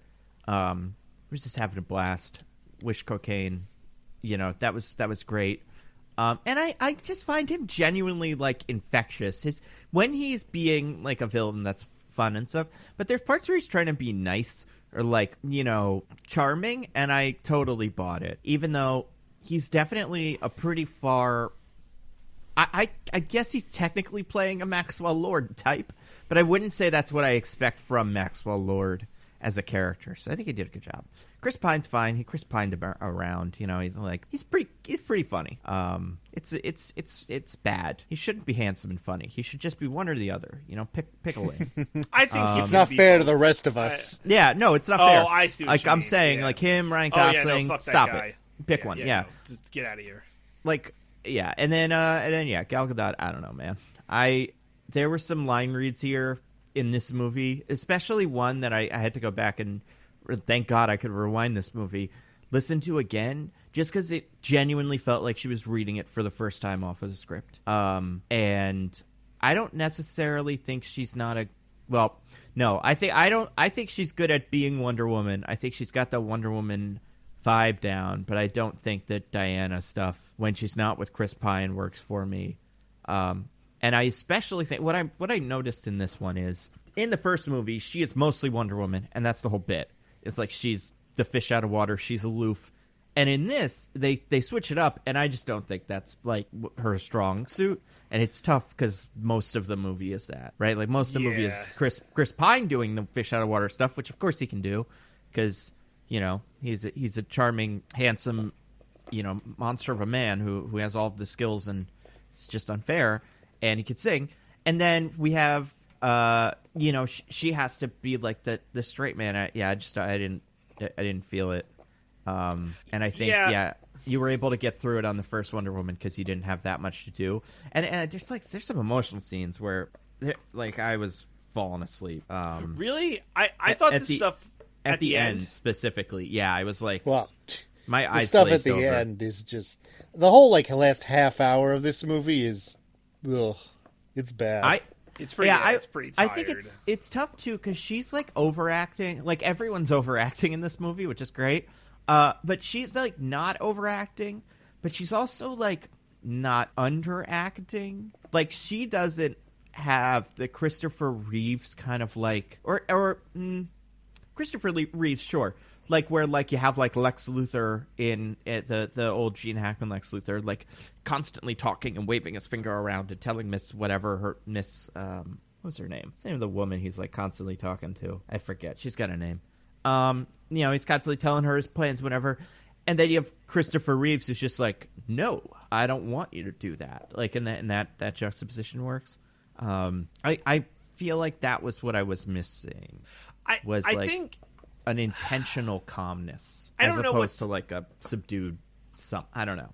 But yeah, go on. Yeah. No, sorry. I was just going to say, I don't know what to put on Gal Gadot because I feel this movie puts a lot of emotional beats in the wrong places. And then I don't know if I'm supposed to be feeling what I'm supposed to be feeling because I'm tired and this movie's 2.5 hours long. It's so long. Or if it's just because the acting's not good. I kind of think that a lot of the stuff between Diana and Steve work. But I thought there was a little bit too much of the funny bits, like, oh my god, that trash can. Oh, that's not art. That's a trash can. Like, I could have done with a lot less of that stuff. But the stuff about like them, like waking up together and some of that stuff, I was more I found more endearing. So I was kind of cool with it. Yeah, I guess it's with me. It's like their whole business, their dynamic together works pretty well, and I wonder as I'm watching it now if that's just because Chris Pine works pretty well.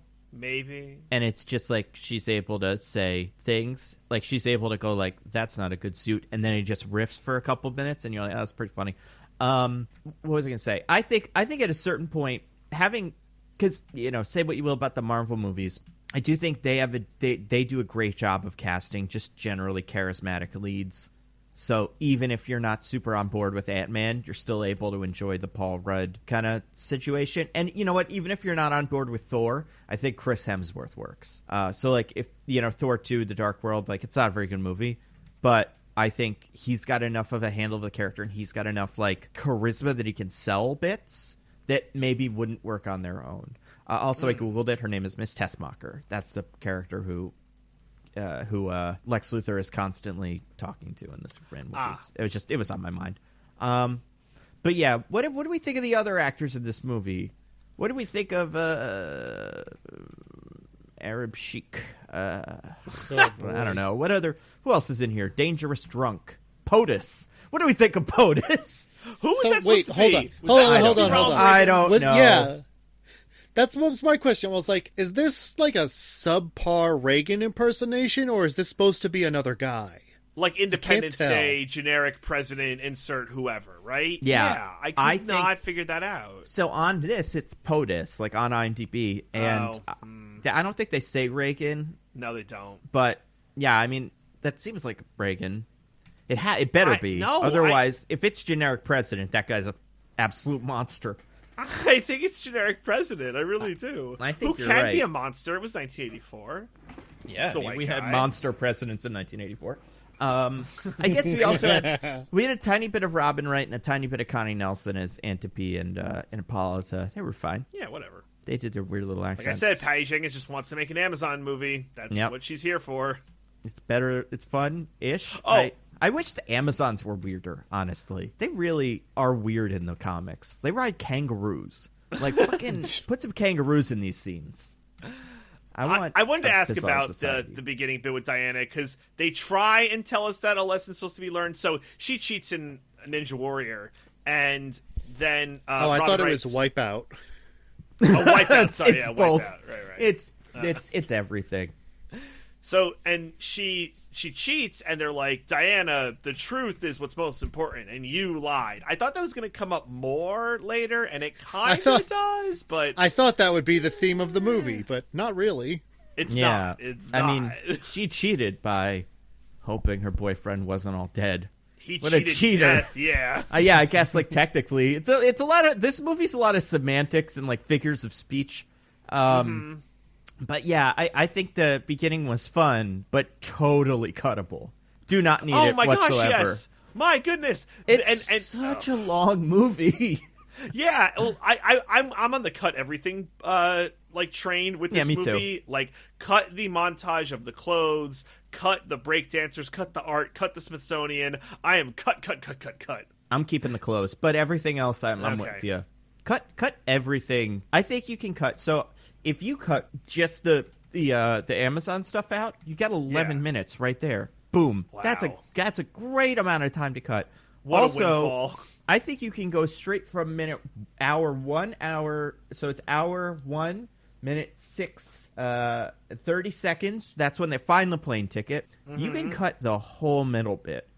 Everything in Egypt can go. They learn nothing important. And it's like 20 minutes and nothing. It's kind of fun, but just, fold that action scene into something else. But like this Nando, movie, you're talking about cutting one of the movie's 3 action sequences. Yeah, I know. And listen, it's tough because I also think this action sequence is the most all over the place in terms of like general quality. But I do think it's the one that I was the most entertained by. Because the first one... Oh, no, that's not true. I think the first one's the best one, in the one in the mall. but then the last one's big old garbage. So this second one, I guess, was technically my second favorite. But yeah, no, cut that whole bit out. Like, it's just there's so much stuff that doesn't move the story forward in any way, and it's just there because it's a Wonder Woman movie. Do you think if this wasn't going direct to streaming, they would have cut stuff? Oh no, I think this is what we were getting. Oh yeah. No. This is the movie. Like, they cut and edited this without realizing it would be going direct to streaming. Yeah, I'm not so convinced. I think if Patty Jenkins gave this to Warner Brothers, they would be like, cut a little bit of this off. It's too long. You think? Not because of quality, but because we want to make more money. You think the studio that put out Batman v Superman was like, we don't want things to be too long? Well, I think they learned their lesson, but also, like, that was one of the mandates that came out of Justice League, which, again, maybe not the point, but they did seem to learn that movies should be shorter because then you get to play them more times and you make more money during the day. Like, yeah, but then they agreed to do the Snyder Cut, so they unlearned that lesson. But that's streaming thing, so that's right? streaming stuff, or at least streaming leading the conversation. I think with streaming, they just go, yeah, fuck it, make the movie as long as you want, I don't care. Because I also think, so some people are questioning this, and I'm starting to question this as well. If streaming changed some other things about the editing in the movie, specifically the music, it very well may be. I don't know about the rights to this because this hasn't happened really, but it kind of seems like music was taken from this movie and replaced with placeholders. And I feel like part of that might have something to do with streaming instead of theaters and different rights associated with those things. But why would that change it? Maybe it just costs more money. Like if you buy the rights in a movie to, Barbie Girl or something, that's different from buying the streaming rights to that, to put it in a streaming program. I'm not positive about that, but it's a theory I have. There's no 80s music in this movie. Like, they never play any. No. And there's a track from the Sunshine movie and a track ripped directly from Batman v Superman. Like, it just feels so weird. I mean, that could be in general Warner Bros. Just being cheap. Yeah. Regardless of streaming or movie, right? That could just be... It's possible, I really do want to dig into this. Maybe we'll figure it out in years, but I'm genuinely curious because there's stuff that seems like placeholders for stuff that had to be cut. Like, how you can make an 80s movie with no music? Except for one song. I think there's one song that's played, but it's so light. The only 80s part... It's largely an 80s movie that forgets it's in the 80s, to begin Except with. for the mall bit. They got the mall from Stranger Things, and then they're like, yeah, 80s. They got the mall. They have trying on clothes, which that's where you put your stuff. And they have the weightlifting scene where she goes to the gym, which that gets a song for sure. Some Madonna or something, but nothing. And I honestly think part of that's why the movie felt so kind of flat and kind of boring. It felt like it was missing some spirit. That I also think, I think there have been Stranger Things series, Stranger Things? They haven't been great. No, I'm saying, I think some of the seasons of Stranger Things haven't been great, but it kind of gets by on 80s, trading on nostalgia. And I was like, yeah, this movie should have done that. Okay. So all the actors were bad. Just kidding. Some of them were pretty good. No, I'm not bored with that. Go with it. I do like Pedro Pascal a lot. I'm genuinely very happy for him. I'm happy for all of them mostly. I see him in interviews, though, specifically, and I'm like, this guy, he seems like a real cool guy. And I don't know. I watched a few YouTube videos recommended to me by Gina Carano. Yeah, right. And fucking what's the name of that awful fucking person? I hate her. I do not know. You know who I'm talking about? She's no, fuck it, I'll slander. I mean, not slander, but she's known for Grace something. I forget her name, but she is a scoop. She scoops things, and they're all wrong. She was responsible for the scoop that Pedro Pascal had quit Mandalorian halfway through the season. She always seems to do interviews with Zack Snyder because they're friends. I'm not a fan. But yeah, no. There's a lot of that. Pedro Pascal hates the Mandalorian stuff. I think seemed to come from her, and maybe she was tricked. I don't know, but she seems to do this stuff a lot. Yeah, he's great, and he's having a moment, and it's awesome. I haven't watched that movie. That's the Robert Rodriguez one where they that superhero movie. You know what I'm talking about? No, just made it. It's like Spy Kids, but it's new. I heard that's. Yeah, and probably not very good, but he's in it, and I bet he's great. Probably. So good for him. Yeah, he's just got it. Yeah, so okay, this movie. Yes. Okay, Wonder Woman, she's in 1984. Okay, so she cheats in the Amazon Olympics. Yep. Yeah, that scene was fine, except it didn't have any purpose. It's meaningless. And I felt nothing from it.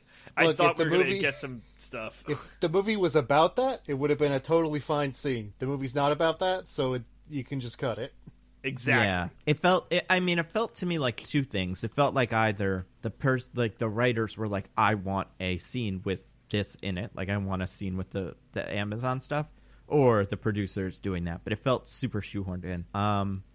Then you got she's in the mall busting up crimes. Yeah, busted some crimes. Great scene, loved it. Yeah, it was fun. I like that it was goofy. That's kind of when I like the DCEU the most, is when it does the kind of goofy stuff that, like, Marvel's fun, but it's mostly not goofy, like the old Spider-Man movies were. And so I kind of appreciate when the DCEU is willing to do like dumb cartoon superhero stuff, like this mall scene. No, I think it was the only bit in the movie that felt intentionally like that. Like there were some bits in other parts of the movie where I was like, how much is this supposed to be cheesy and how much is it cheesy? Or like how much is the CGI here not supposed to be taken very seriously and how much is it not great? But in this, I think all of it felt very like, this is what we're doing. And I wish the movie was able to maintain that tone and just that, like, I don't know, production like intention vibe. Yeah, and quality, I guess, kind of, almost. Because it also looked great. It was lit very well. There was the effects were fun. I still hate the lasso. I think it sucks. But it's bad. It's a bad effect. I'm done. I feel like I've seen it in enough movies that she's not Spider-Man. But even if she can't fly, it's such a cool, like, thing. The idea of a person fighting crime with a lasso, and she doesn't use it like a lasso. She uses it like a tentacle, like Venom. It just whips back onto her body. Venom. Yeah. Venom. It's a great movie, and it's better than this. But maybe it is. But yeah, I watched after this. I was kind of curious, and the person I was watching it with, I was like, I really hate that effect. She's like, why? I'm like, I'll show you. So then we watched a little bit of Kingsman 2, a bad movie that sucks, but features a character fighting with a lasso, and it's great because it's a thing, and it's like thought out in the action sequences. And then we watched some cartoon bits where, like, Diana fights somebody by using the lasso, and there's just, you know what she never does in this? She never coils it by hand after she's used it. Yeah, it's like auto whip. That's true. Yeah, and she never, like, there's some bits in the movie and like one of the cartoons where she, like, uses her leg and, like, wraps the lasso around her leg to, like, pull something that she's lassoed in, and it's fucking awesome. And we need to start taking, because it feels very much like they put her in some wires and they go, hold your hand up, and then we're gonna throw the lasso in. But yeah, that's my soapbox. I hate it. By the way, Nando, could you tell us who plays that character who uses a lasso in Kingsman 2? Oh my goodness, it's God, there's so many actors it could be, because there's so many actors in the world, and maybe it was somebody that was actually fucking crushing it, and the movie sucks. But Pedro Pascal, the character named Agent Whiskey, is actually I think he's pretty good in that movie too. I think the movie is just bad. It's a very bad movie. It's true. Yeah, the movie sucks. But yeah, I feel like, yeah, I just hate the whip. And it should be cool because she gets rid of the sword and the shield in this movie, which I think is a good call. Like, I think as a way to move that character forward as more of like a protector and less of like a warrior, I mean, I don't mind it, but I think they need to really figure it out. What does she do after that? What happens after the mall? Or any other thoughts on the mall scene? Probably one of the best parts of the movie. I loved it. More of that, please. Guy tries to kill a kid. That was kind of weird. I had the same reaction all of his friends had. Like, whoa, yeah, buddy. all the bad guys were like, Whoa. what are you doing? Yeah. I'm not going back. That guy was not going back. It was kind of all part of the goofiness of it, Yeah. which I appreciated. Agreed. Also part of the goofiness, What mall jewelry store is a secret front for, like, black market antiquities? Love Maybe that. all of them. Have we checked? You know.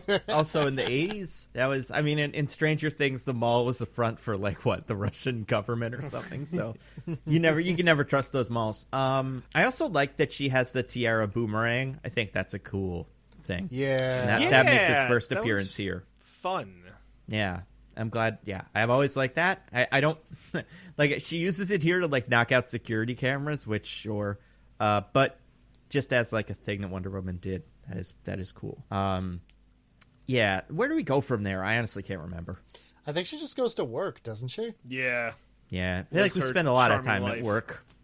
So let's talk about work. What does Diana do, and who does she work with? She's a curator for the Smithsonian, and like we know that from that's in line with like Justice League and Batman vs Superman. That all tracks from that. Wait, does that mean that by the time of Justice League and Batman vs Superman, she's been a curator for like 30 years and hasn't aged a day, and no one thinks anything of it? Oh, no! You know what? I'm sorry. It's not the Smithsonian in Justice League. It's like someplace in like France. Or Yeah, something, she works right? at the works at the Louvre. I'm pretty sure in Justice that's my League. fault. That's my fault. But I mean, she's still. I assume it's like not the biggest community in the world. She works with some of the same people day to day. So how many curators are there? Yeah. I don't see why that would work as an excuse, but it seems it's like, I see you have 25 years experience working at the Smithsonian. Okay. Yeah, I'll call your references. Oh, long dead. Interesting. Also, that job runs out real fast once you've worked your way around the world, right? Like, what do you get? A couple hundred years at best. Yeah, I mean, maybe so in the next Wonder Woman she'll get like a memory spell or something. That'll probably happen.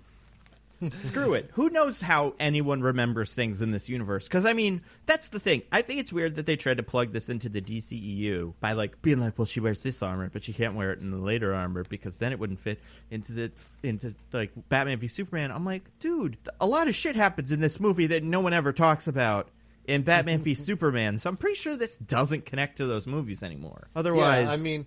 When Batman was researching her, he didn't find out about that time when the world almost ended in 1984 because of magic wish granting.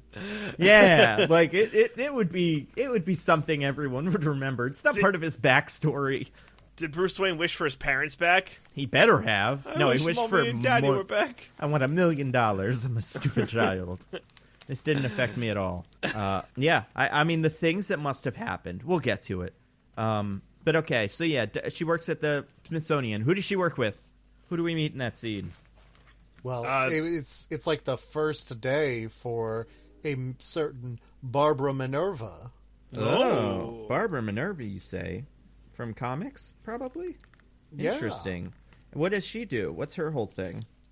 She's a gemologist, and also a bunch of other things that relate to I study really old stuff. That's right. It's important to study old stuff. Who's going to do it? Yeah. There's a lot of old stuff. We just found some at the mall. Like that's true. We're up to our eyeballs in old stuff.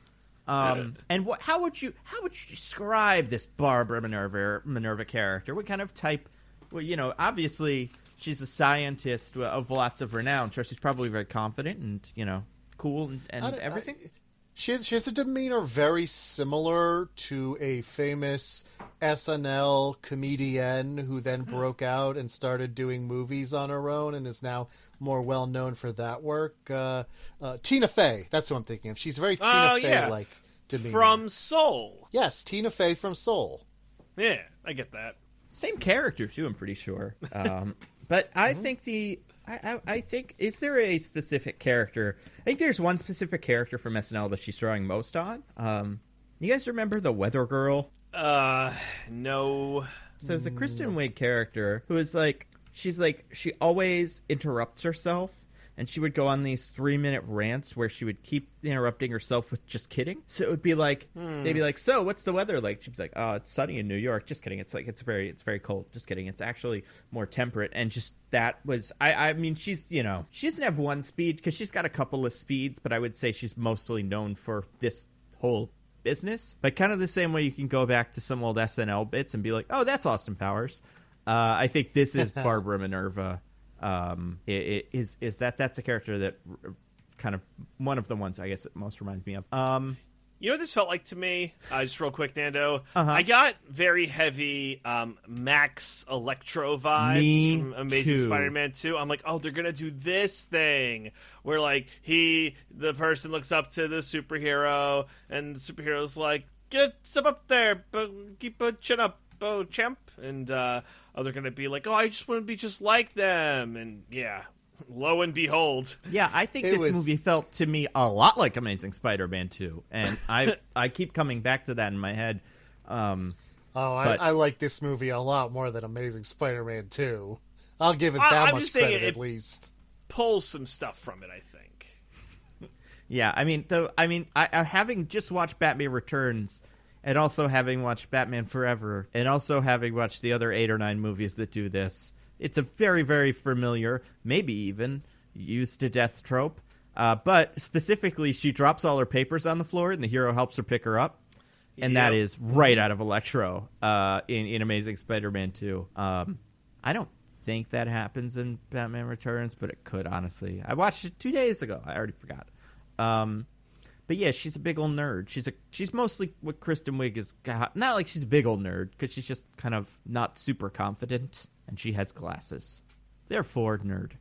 Yeah, that's honestly the line that they draw in this movie. Yeah. So be nice to nerds, everybody. You never know when they could get super cheetah powers. Mm-hmm. Yeah. They probably will. Yeah. I think most of them do. And she's like, oh, Wonder Woman, you're so cool. I love you. Would you like to go have dinner? And Wonder Woman's like, nah, that's weird. And then she's like, okay, but maybe tomorrow. And then later Wonder Woman will have dinner with her. Now, did you think for any time that she was in love with Wonder Woman? Maybe for a fleeting second during that whole dinner exchange thing. I'm like, oh, is there something going on here? But then no, this person's just desperate for friendship.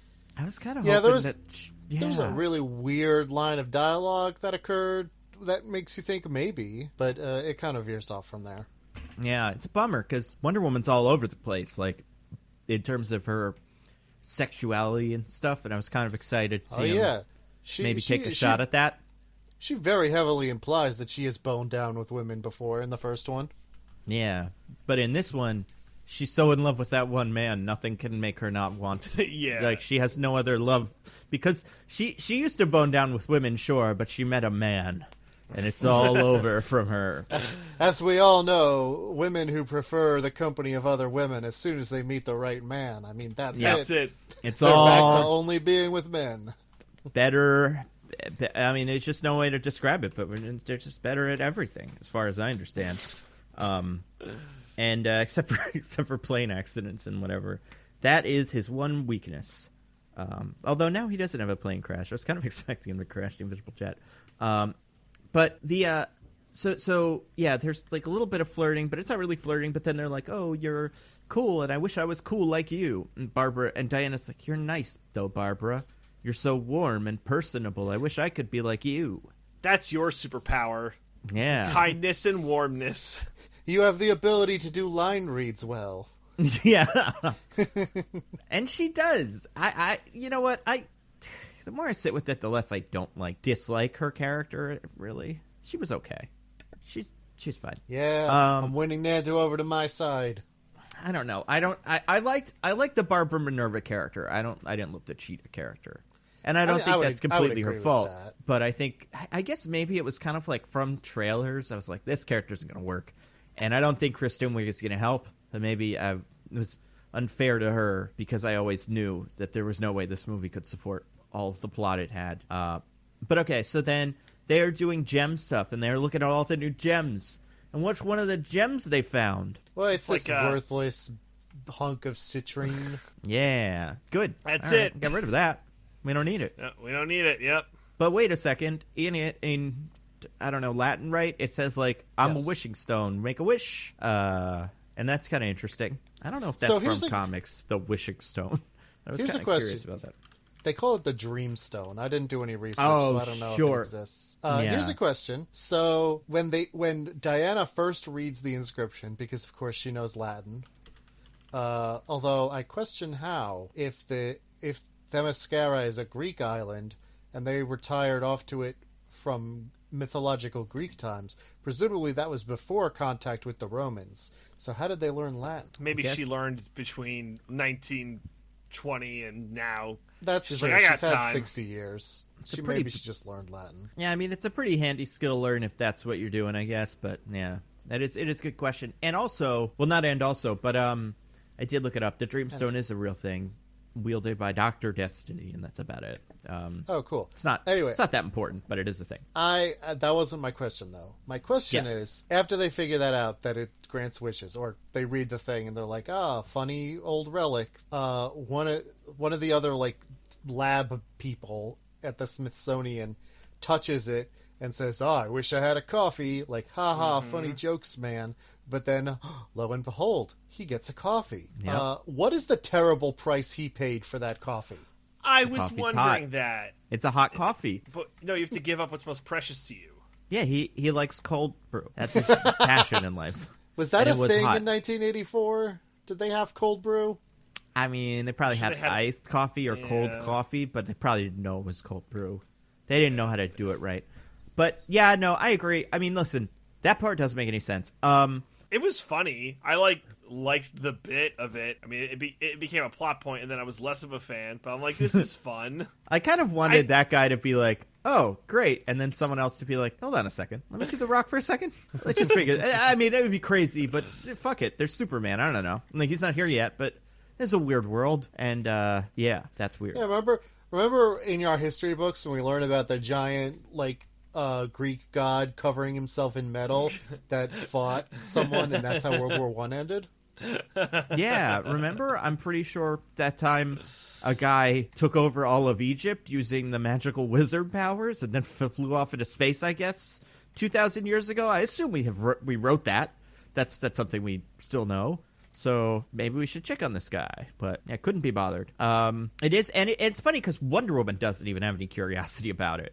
She has a little bit, but she's like, yeah, it's probably stupid. Which, like, you should know better. If maybe not even Barbara, but definitely you. But whatever. It's a Dreamstone. It's pretty cool. I mean, it's not, but there it is. And that's when we meet our fourth main character. The standout, performance of the movie for me, Maximilian Lordamillion. Actually, we meet him even earlier because his commercial is playing. That's true. When Diana is walking to work. Yeah, and he's like a Trumpy figure, kind of. Not really, but like kind of. I feel like one of those 80s TV salesmen of like, you want everything, don't you? Well, you can have it here. Yeah. So the in the movie beginning, comes so close to making a point about like the 80s greed is good kind of ethos. Mm-hmm. Yeah. And how that's bad, but it never quite gets there. Nope. Well, and like Maxwell Lord, as he was conceived in the 80s, was like a scummy businessman.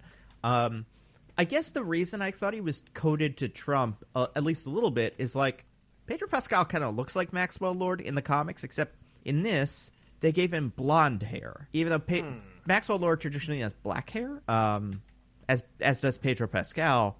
So it felt like they were doing that so they could trump him up.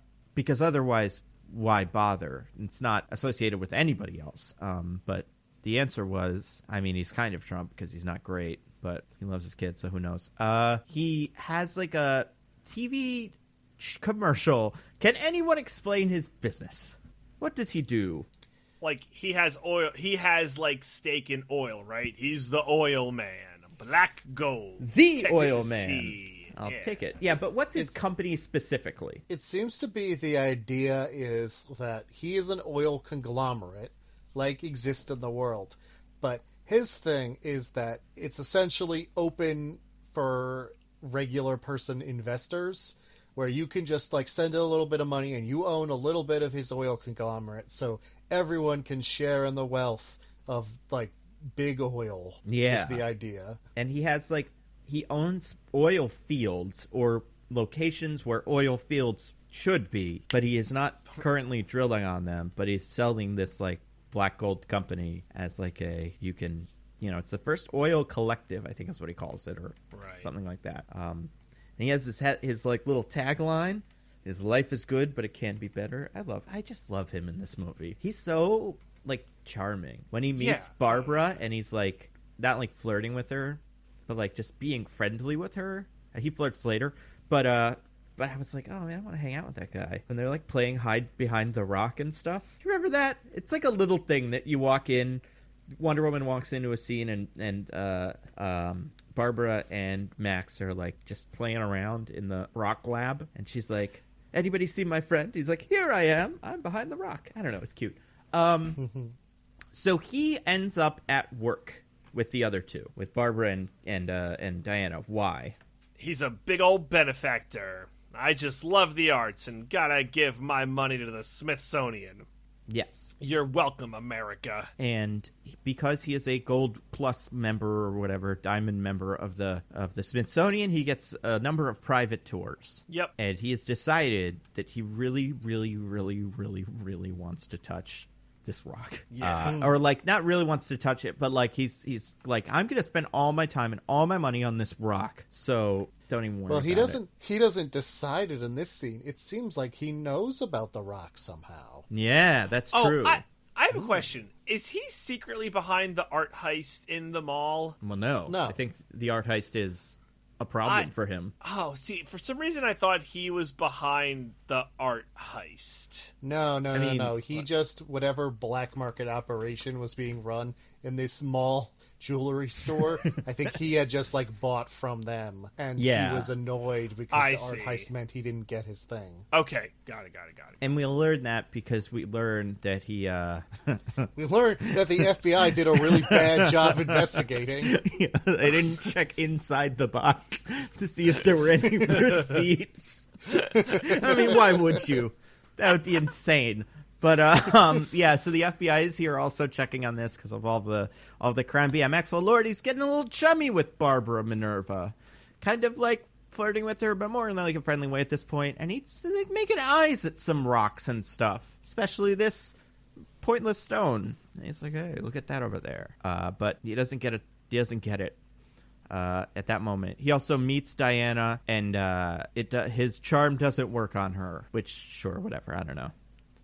She says she doesn't have a TV, and I'm like, kind of fuck you. All right, come on, you're not better than me, Wonder Woman. Yeah. Also, we learned she has like 10.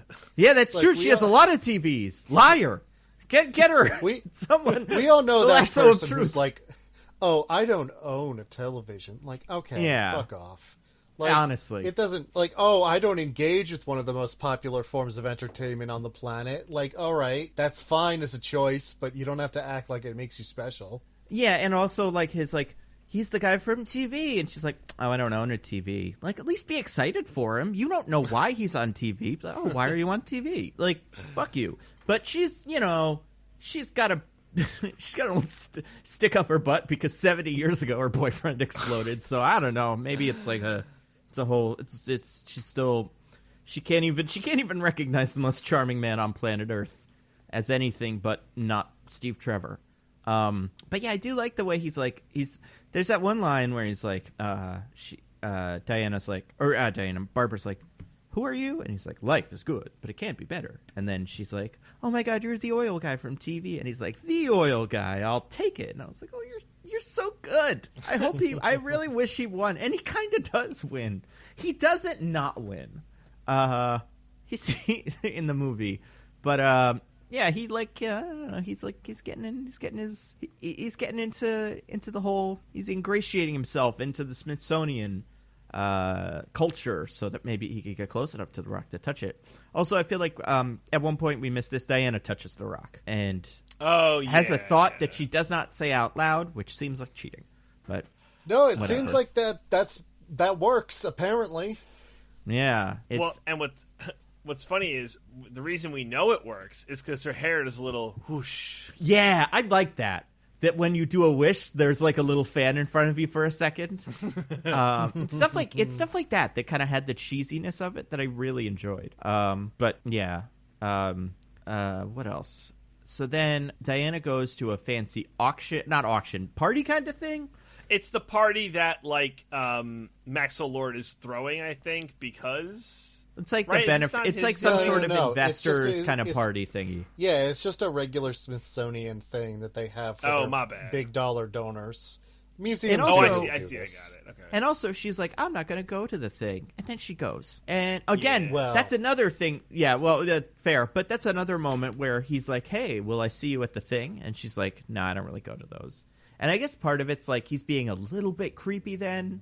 But also, it's more like, you don't go to parties and you don't watch TV. Wow, you seem cool. But he is, I guess, like, my problem with him is he's so charming that even when he's creepy, I'm like, oh, I'll go to the party. You know, we'll have a good time. Even though if he was being played by like a, I don't know, who else could play that role? Like a Michael Douglas type. Ugh. It would be like, you know, if he was, or Charlie Sheen, like in Wall Street, you'd be like, or, you know, like Christian Bale, you'd be like, okay, this guy's supposed to be pretty like, you know, he's supposed to be a bad dude, but I don't know, just wanted to work out. But yeah, she does go. Why does she go to the party? Are those reasons made clear why she goes? Yes, Is it yes, because she finds the receipt between now and the party. Yeah. So she Oh, goes that's what it because was. Max Lord is going to be there. That's right. She wants to keep an eye on him. And yeah, it's just amazing. I mean, the FBI had their hands full in the 80s probably with stuff, but yeah, it's pretty bizarre. So I mean, they looked the at. FBI never checks in on this, as far as we see. Yeah, I was gonna They say. just- True. Pass them off to the Smithsonian and then like forget about them. Yeah, that's right. Good point. Huh. They were yeah. very busy, like we said. FBI sucks. But I mean, yeah, the FBI does kind of suck. But yeah, so she goes to the party, and first of all, Maxwell Lord kind of flirts with Barbara at the party because she also made a wish on the wishing stone that she could be as cool as Diana and confident and sexy and powerful. Powerful because she got accosted on the way home, and Diana like threw that guy into next week, and now she's like, Yeah. I love, Diana like literally like throws him across the street into a garbage can that like dents and yeah. and Barbara's like, how did you do that? And she's like, oh, I just used his momentum against him. And it's like, yeah, really? That he had so much momentum to send him flying like a dozen feet into a metal object that dents? Damn, that guy's strong as hell. Even He's as really- she says it, Barbara's like, okay, like she's not fully on board, but I feel like there's probably a lot of adrenaline and gratitude. You're like, whatever, you'll go with it. Also, I think you want to get away from the scene of that murder. Or like whatever just happened. You kind of don't want to hang around and ask questions. Just go. No, that guy wasn't murdered. We see him later. Oh, Yeah. sure. But as pops far as back up. she knows, he might right, be dead. just deleted. I have to say, in terms of little things, this movie does well. Like, they're very little moments, but like when Barbara gives like the homeless guy the food, who she like clearly knows, like, hey Steve, you know, fun night, blah blah blah. Here's some food, and it's like, oh, thank you, Miss Barbara, blah blah blah. Like, I thought that was really good for her character, and there's very little follow up on it, but I'm like, man, this movie had promise. Yeah, I Like, think it would have parts of been this good could for have her worked so character well. if it was for her character and not just some random thing that character seemed to do. Like, Yeah, no, exactly. I'm with you. It's disappointing. yeah, it is. It's a shame because yeah, I agree. Going back and watching it again, I was like, oh yeah, that was cute. That was a nice little thing. But the movie kind of forgets about it pretty quickly. Yeah, like, I will say besides the whole like what's the word I'm looking for? Besides the wish being granted, being like, I wish I was more like Diana. There was a part of me watching the movie at that point that was like, how does this wish get her to Cheetah? This doesn't seem like a wish that'll end up at Cheetah, and it's not. But I also thought that. like, I was like, is Diana like, I don't know, what did I miss? But yeah, so that's a Her little thing. Amazonian secretly part cheetah. Yeah. well, I think later is when we get to Cheetah part. Well, Like, this oh, is no, not the yeah. wish. Well, look, I'll have words for when we get to cheetah part about Yeah, how that okay. happens. But I guess I'm just saying, like, in the moment I was like, this, what is the movie getting at with this? Right. But yeah, but at the Smithsonian event thingy, Diana just kind of wandering around, keeps getting like, not like hit, I guess like hit on, or like getting called by It's guys. scummy 80s Yeah, catcalling, exactly. like, whoa, looking good, gorgeous, It's like guys winding up to hit on her, and she shuts Yeah. them down before they could even start. yeah, Well, I'm like having a swing and hard time. miss. So What was that one? Remember that one guy who's like, I work at the White House now. I can get you. And then she's like, not interested. And I'm like, I'm not sure that was what he was going to say. But I was also like, right. It's like, I've had my eye on you. And I'm like, I just wasn't sure what that guy's deal was. Yeah, was he just guy? Like, what's the difference between scummy man and, like, just guy who's, like, you know, like real coworker. nerd? Yeah. Yeah, or whatever, yeah. He reminded me of Jonah Ryan from Veep, but just because he threw around that he worked at the White House, and that is classic Jonah. He reminded me of the guy who worked at the White House from National Treasure 2, who's like the boyfriend, or was that? Oh, yeah, he does remind you of that, or like that's it's a deep cut, but I completely agree. Yeah. Same kind of business where like, yeah, I'll flirt with you to get into the White House. Not like flirt with you, but like you keep hitting on me, so yeah, we're gonna use this. This movie is 17 movies all at once. Oh, it's so many fucking movies. Big melting pot of movies. And speaking of movies, the romantic comedy is about to start. So she's just walking around and everybody's hitting on her, everybody's kind of calling her, and someone calls her and says something a little strange. What's this fella say? I wish I had more time, Diana. Yeah. Who would Well, say first that? he knows her full name, even though they've never met. Yeah. Oh, yeah, that's Then he says some stuff that, well, she last heard over 60 years ago. Oh. But that can't be. Yeah. Yeah. All those people died. But what happened, what it was, oh, yeah, we forgot about that. Can we, real quick, we do go to Diana's apartment at one point and see her list of accomplishments and, like, her plot, like, the plot of movies we didn't get to see, because fuck us, right? Why would we want to see her? I guess it would be weird to see her liberate a, Holocaust, like a concentration camp. But she did do that, in case you were wondering where Diana was during all that. Although it is weird that she, I don't know, seemed to let Hitler off the hook. That was always something I was going to be like, man, you better freeze her or something, because it's weird that she wasn't involved in other stuff. But she also grew up with Etta Candy, her one friend from that one time. But then she, I assume she's dead or just not in the picture anymore, right? Well, yeah, that character. It's been like 65 years. She would be in, if she's still alive, she would be like in her late 80s.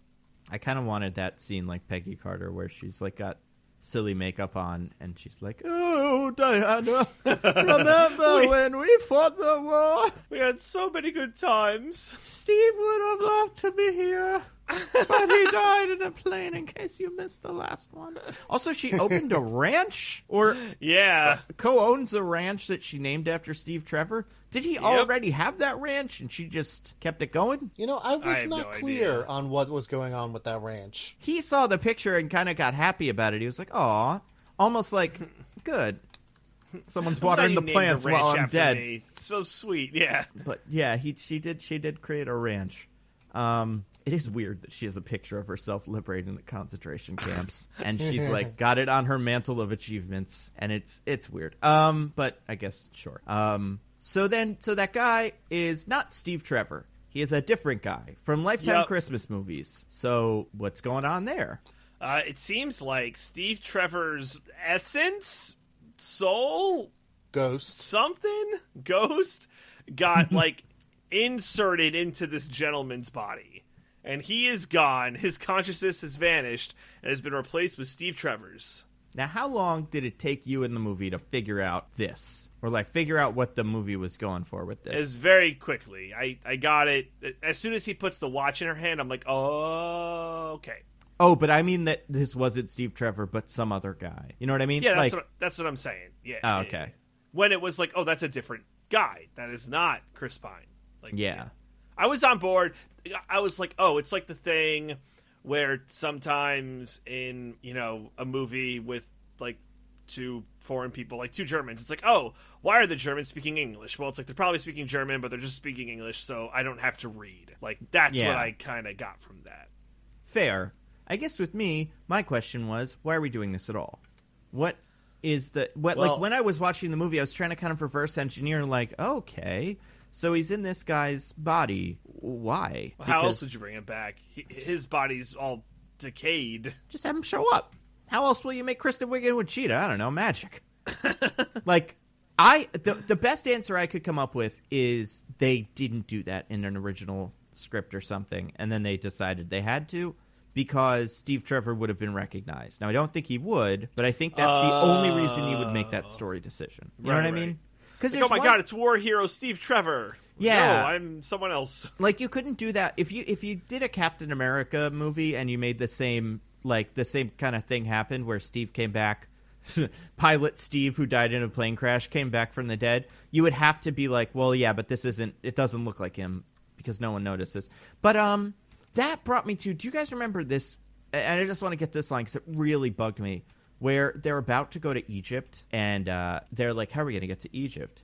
You don't have a passport. Why not? Right, like, why doesn't that guy have a passport? Yeah, this guy might. Steve Trevor doesn't, but this guy isn't Steve Trevor, movie. You told me that.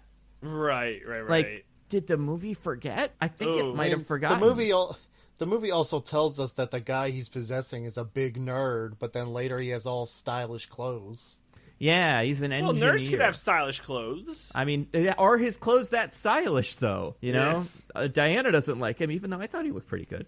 I thought almost all of the outfits worked in the 80s. Like, it's a little much for her to be like, ew. Well, would you ever wear a silly fanny pack? It's like, fuck you. It's the 80s. He has this because it's a thing. Well, also, Diana is a woman out of time in terms of she's wearing, like, contemporary makeup and clothing in my God. 80s. Yeah. Like, well, we'll get to that. I think the movie... I think the movie makes a lot of choices that it doesn't want to commit to. I think the 80s is one of them. I think Chris Pine in This Guy's Body is another one of them. Where, like, pick a lane. Is he this guy or is he Chris Pine? Because he can just be Chris Pine. No one would care. Like, there'd be people that would be like complain a little bit, but it'd mostly be fine. But, yeah, it's super weird. Okay. It's also like, it's not, just real quick, it's not like the Dreamstone has limits with other things. Like, it makes some improbable shit happen. Yeah. So. Oh, my God, yeah. It invents animals, I would assume.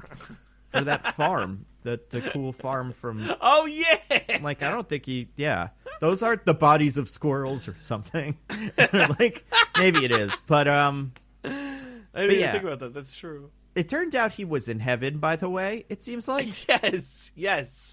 He said he fell asleep, and then I was somewhere else, and now I'm here. And it was a good place. It was very good. Oh, yeah. I was somewhere else. It was a good place. So heaven confirmed? That's great news for all of us. Yeah, it kind of sucks for him, honestly. Like, he was in heaven. I assume there's a Wonder Woman in heaven for him, you know? Like, man, can't get a break. Because, like, I think they did this in Buffy once. Buffy was in heaven, and then she wasn't, and then she kind of, like, had an existential crisis because she was like, whoa, guys, you took me back from heaven. This isn't cool. And, like, that was heaven. That was heaven. It's nice that I'm back with you guys, but heaven. That's why I think Joss needed another pass at this script too, you know? He gets heaven. That's his thing. No, just kidding. He's a weirdo. And then and then we get like the romantic comedy bits, and I think these bits were pretty good. It's just that the movie's so long, by the end I'm like, oh, do these have to be here? You know what I mean? Yeah, fair. Like, yes, they're nice, but I don't know if I needed them. Yeah, I don't think I did. They felt pretty unnecessary. I think they have chemistry enough that it didn't bug me. I kind of wanted to see a whole movie of him being a fish out of water and being like, yeah, I guess everything's like so short-lived, and I do agree that I think they have an amount of chemistry that I buy what they're selling, as it were. But it's just the rest of the movie's so meh around it that I'm like, yeah. Can we just please move on? I saw the runtime when I clicked start. I'm not ready for this. Well, okay, so let's talk about, it is a little weird that he's in this guy's body, right? Like, this is one thing that the internet has kind of decided, and sometimes I'm like, all right, internet, I think you're nitpicking, but now I'm like, nah, it is pretty weird. Well, that's our job. Let's be very clear. Our job is to nitpick. So they fuck. What are the implications for this? Does this guy have memories of that, maybe? Probably not, right? Because he sees her and he doesn't Yeah, was he in like a big coma? Like, I guess it's like when you dream, are you going to another dimension? Like that whole thing? Is that like what we're going with? Well, that's why part of me was like, well, this definitely doesn't happen. Like, this all gets rewinded. That's what I thought. But it doesn't, though. Like, because we, you know, but so, yeah, I guess it just feels like a choice that you would expect them to justify at some point, either with, like, this is why she had to do it at this moment, because without it, you know, like, people would have recognized him, right? Or a choice that would be like, oh, well, now there is a moral dilemma we've set up about this man's body, and like she has to pick one, and it's wrong that she. So like, we didn't do either of those. So there's just a big part of me that's like, why bother with this guy at all? Like, yeah, I don't know. It feels like maybe an artifact of an earlier draft where it did matter that there was some guy, or maybe like, is this some comics character that they're hinting at that this guy ends up being? He's Handsome Man, the comics character we all know and love, or whatever they would call Handsome Gentleman. Although, to be fair, like in the comics, when like Wonder Woman does have a relationship with a Steve Trevor, and then, and I'm pretty sure about this, 20 years later or 80 years later, gets together with his great grandson, who is named Steve Trevor and looks just like him. Yes, the Captain America method. Yes, exactly. It's somehow worse, but because it's just like, but even with it's not as bad because it's like, well, the comics, we all know what's going on here. They wanted another Steve Trevor. We'll just pretend it's the same one. But yeah, I don't know what they were doing with that. But okay, so then yeah, I mean it's a little strange. A little. Yeah, it's strange. It's very strange. It's a little strange because it's a choice that the movie makes. It doesn't make a ton of difference. Like, it doesn't have any big impact on the movie, but it just does make you go like, what was this? It has a lot of downside, but no upside, basically. Yeah. So but why you can do also, it, movie? Yeah, you can also kind of forget about it, and the movie doesn't change. Like, you can go, like, look back on it and go, like, they didn't do that, did they? And it's like, oh, I guess they did. But it's not, like, a real... Like, I guess, like, it's not a real thing. Like, it's not a plot point. You could kind of ignore it and act like it never happened.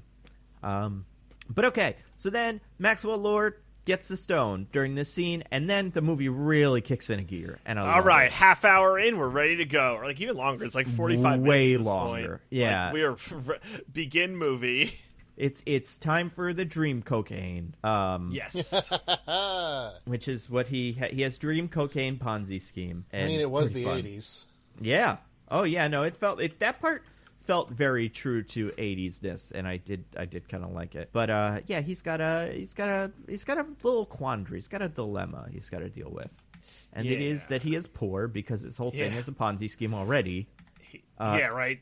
So what's his plan?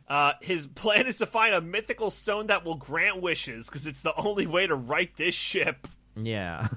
Honestly, in terms of plans, not great. Not great, but not terrible. It almost works. If he just... I mean, what if the stone's a lie? Yeah, that's true. I mean, yeah, it's...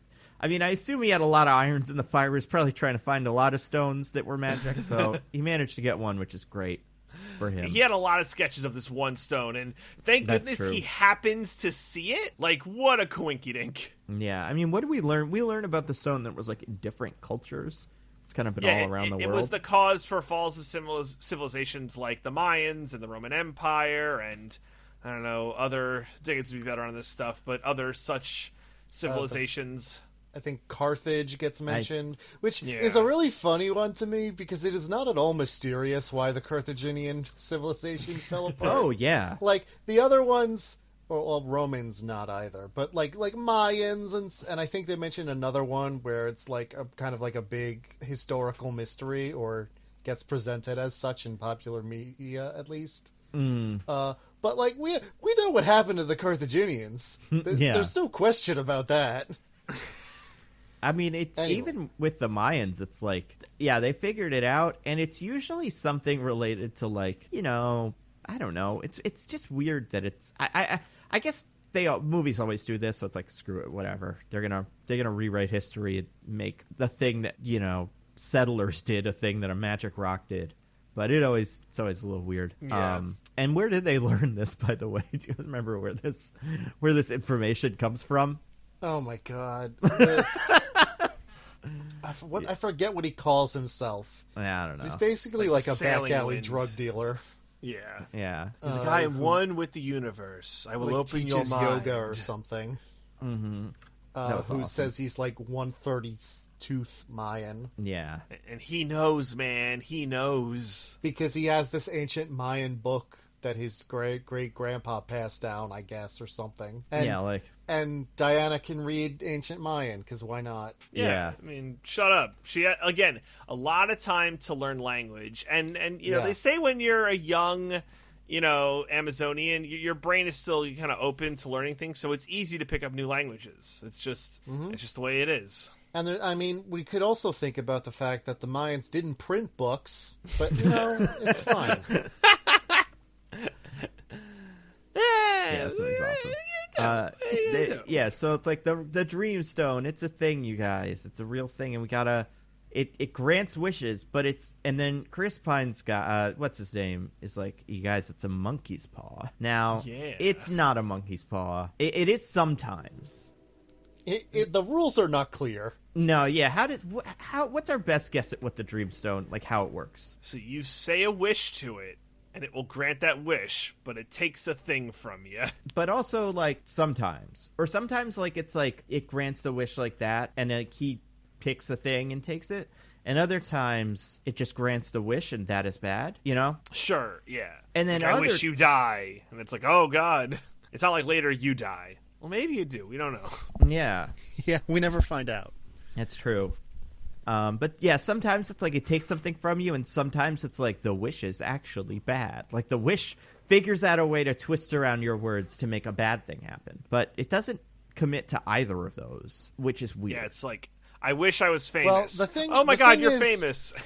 We only see 4 wishes from the stone itself. The coffee, right. Diana, Barbara, and Max. And I guess, even amongst the 4 of them, it's inconsistent.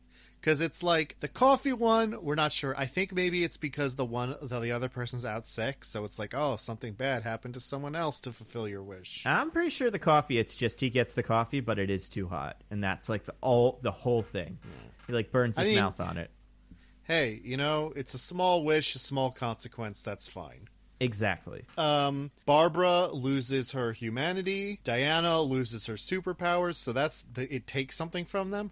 But yeah, with Max, it just seems to be his wish just is not good for him. Yeah, and I like guess the stone decided that was good enough. Yeah, I guess. I think that's right. But then when other characters start making wishes, it's just like I don't count those ones, because then Max is deliberately like twisting the rules to his benefit. Yeah. So like at that point, it's no longer like neutral arbiter evil artifact. It's person doing a thing deliberately. I guess more than what I was getting at is like, it's weird because when the stone makes wishes, or like when he makes the wish to the stone, it like you hold the stone and then you can just believe a thing, right? You could be like, because it reads Wonder Woman's mind pretty much, and it's like, you want Steve Trevor back to life. She's the only one who does not say I wish. Yeah, Steve gets super semantic about it, or like not Steve. What's his name? Max. Yeah, when Max starts making wishes, you have to physically hold his hands and just say anything with the phrase "I wish" in it, whether you really want it or not, and you get the wish granted. Like, and then we'll get to renouncing wishes, but the rules of that are even stupider. And I don't know, man. I feel like I don't think every rule in a movie always has to be like super internally consistent. I think it helps, but I think in a movie like this where it's like wishes and you gotta figure it out at some point. Also, I just, from a kind of logic perspective of the movie, and less on the technical stuff, why does Max wish to become the Dreamstone? Because it makes way more sense for him to just wish that all of his oil fields have oil and he's set. I guess he's greedy, right? Like he wants unlimited wishes, and he's kind of an idiot. Like he isn't quite on the ball. But like, I don't get how the A to B from if I wish to become the Dreamstone, all of my problems will vanish. Like, I don't get that. Or just wish for money if you want money. Like, I don't get it. I don't know how he knows that if he wishes to become the Dreamstone, that means he can ironically fulfill wishes in ways that will benefit him. Right. And like, how does he know he won't become like a genie in a bottle? Like, if I were the stone, I'm like, okay, you are a stone now. This is what you wished for. He pretty much gets it. Like, it pretty much like becomes a genie, right? But with like, no lamp. Yeah, with that's no lamp. The crazy part. Like, that's the end game. And with total discretionary powers over who he grants wishes for, because they have to touch him, so he can just not be touched. Yeah. Like, true. the lamp, it's like, oh, I found the lamp and now I get the wishes. Like, nah, this is just all on him. So I feel like the stone is very generous with him and not just turning him into a stone. Like, yeah. Sorry. Yeah, maybe the stone wanted to, like, fuck shit up. Maybe the stone's kind of a bastard, too. Well, it's like, made by some happens. Loki-like trickster god, so I guess. An actual figure in Wonder Woman comics. Wait, which one? Loki?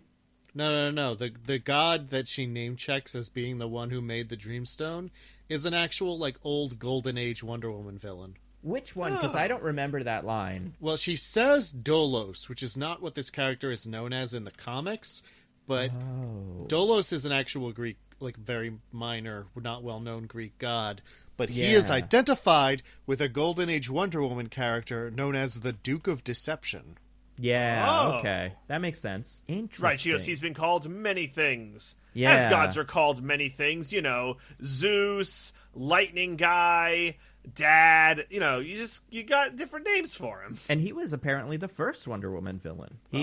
Well, I guess not the first Wonder Woman villain. He was in the first issue of Wonder Woman. So they may have, I think she appeared in something else and probably had a couple villains booted up. But he started as a, like, minion of Ares, who was kind of her main villain for a long time. Oh, right. Yeah, because Ares has a bunch of, like, kids, too, that kick around. I wonder if he's one of them. Maybe. I don't know the character that well, so. Yeah, because, like, I want to say, like, Phobos and some of the other, like, ones that are names of moons end up being, I'm pretty sure there's that's a thing.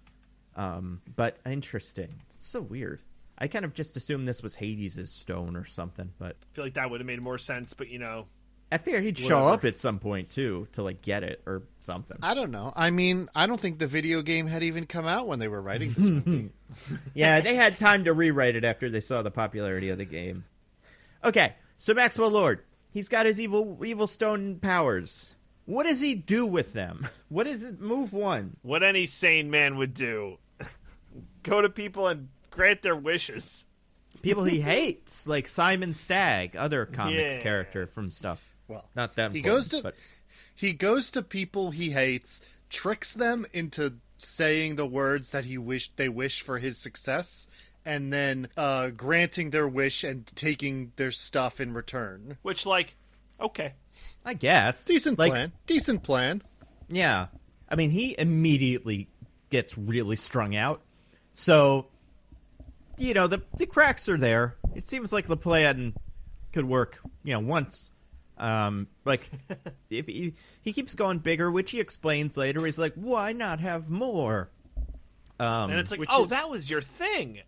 Yeah. Which is part of, like, how this could really tie in well to a critique of the 80s. Right. The whole culture of excess and everything. But the movie never really gets there. Well, because that's not what this is about, right? This is just about a guy and his things. There's not really commentary on, like, the greater society thing. Even after we get society involved, there's not a lot of commentary on it. Well, the commentary is society is bad. But then Can't it's be good, trusted. so it's okay? If they're told, I guess. But, yeah, more or less, they're not...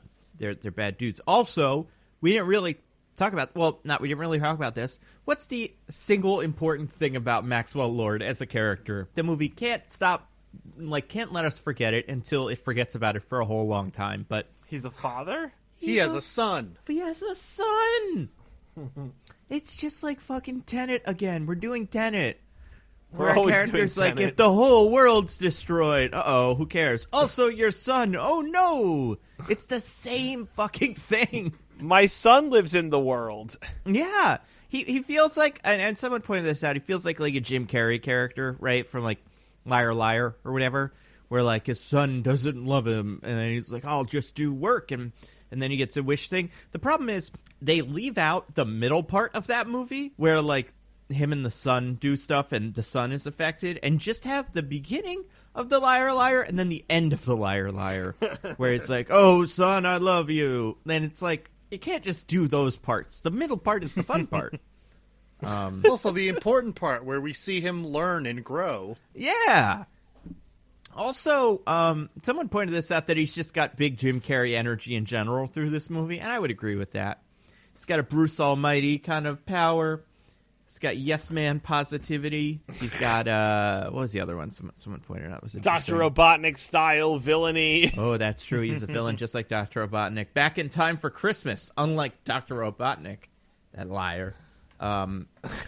He's just a lot of fun. But yeah, so he goes to Simon Stagg and he's like, oh, don't you wish our oil was successful? And Simon Stagg says, yes, I do. Of course I do.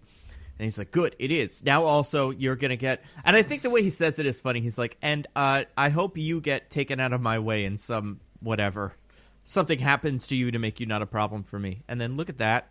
He does get that happened to him. The FCC or something like SCC comes and it's like The he did a FTC? crime.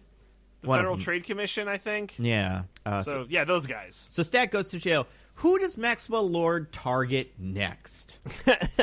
The obvious next target, an Egyptian oil baron. Yeah, the guy from Obviously. the magazine. The new king of crude.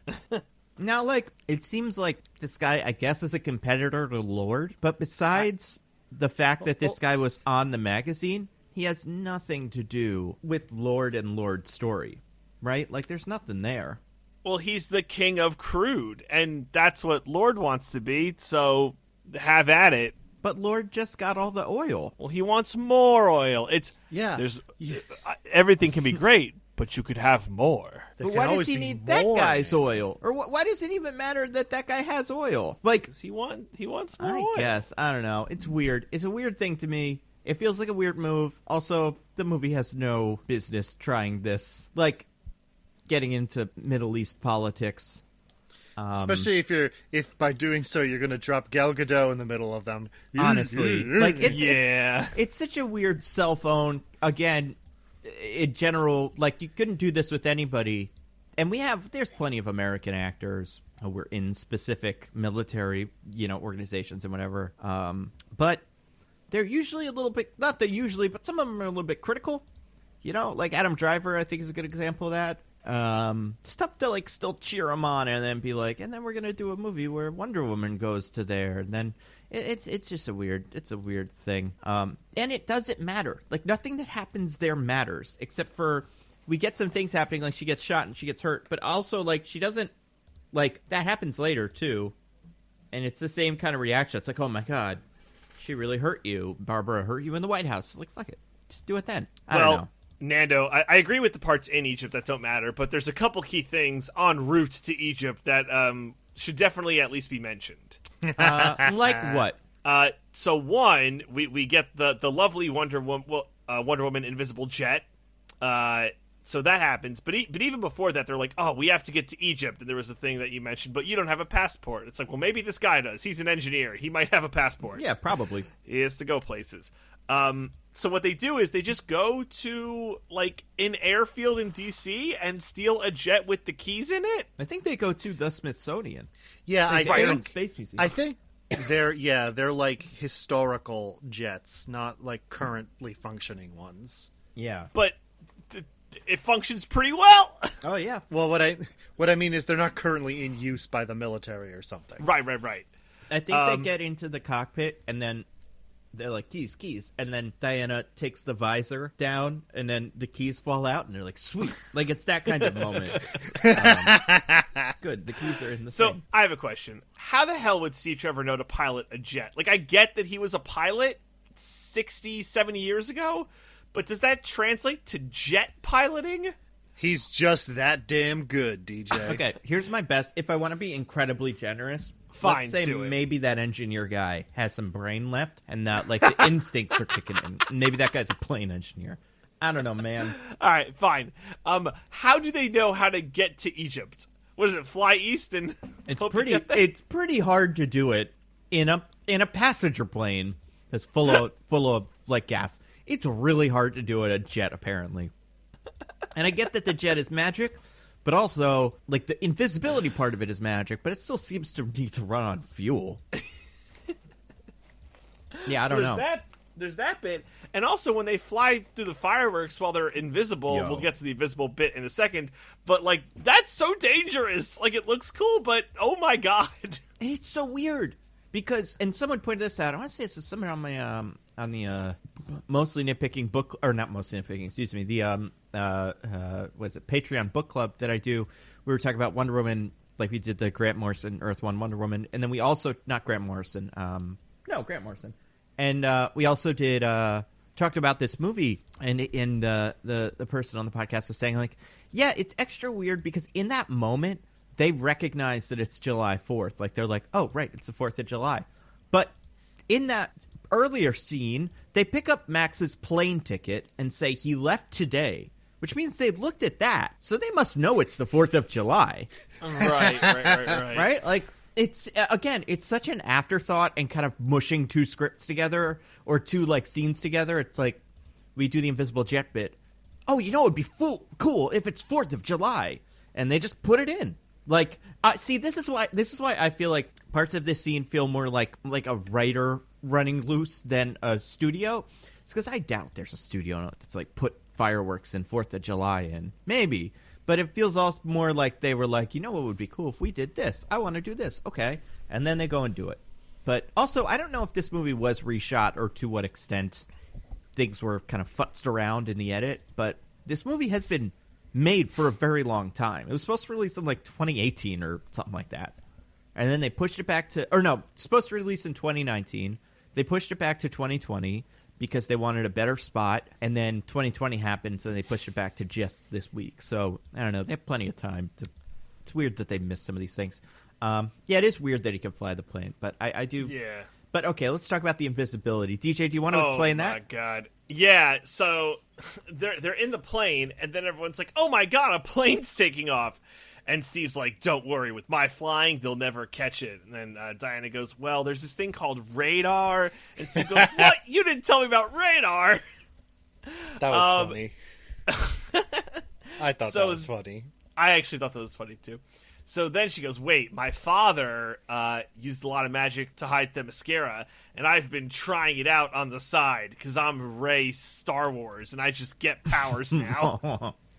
Well, also, did Zeus do that? I guess. I don't know. I guess he did. Apparently. Someone I have to watch the mascara. other movie again just to figure out what the movie thinks the movie did.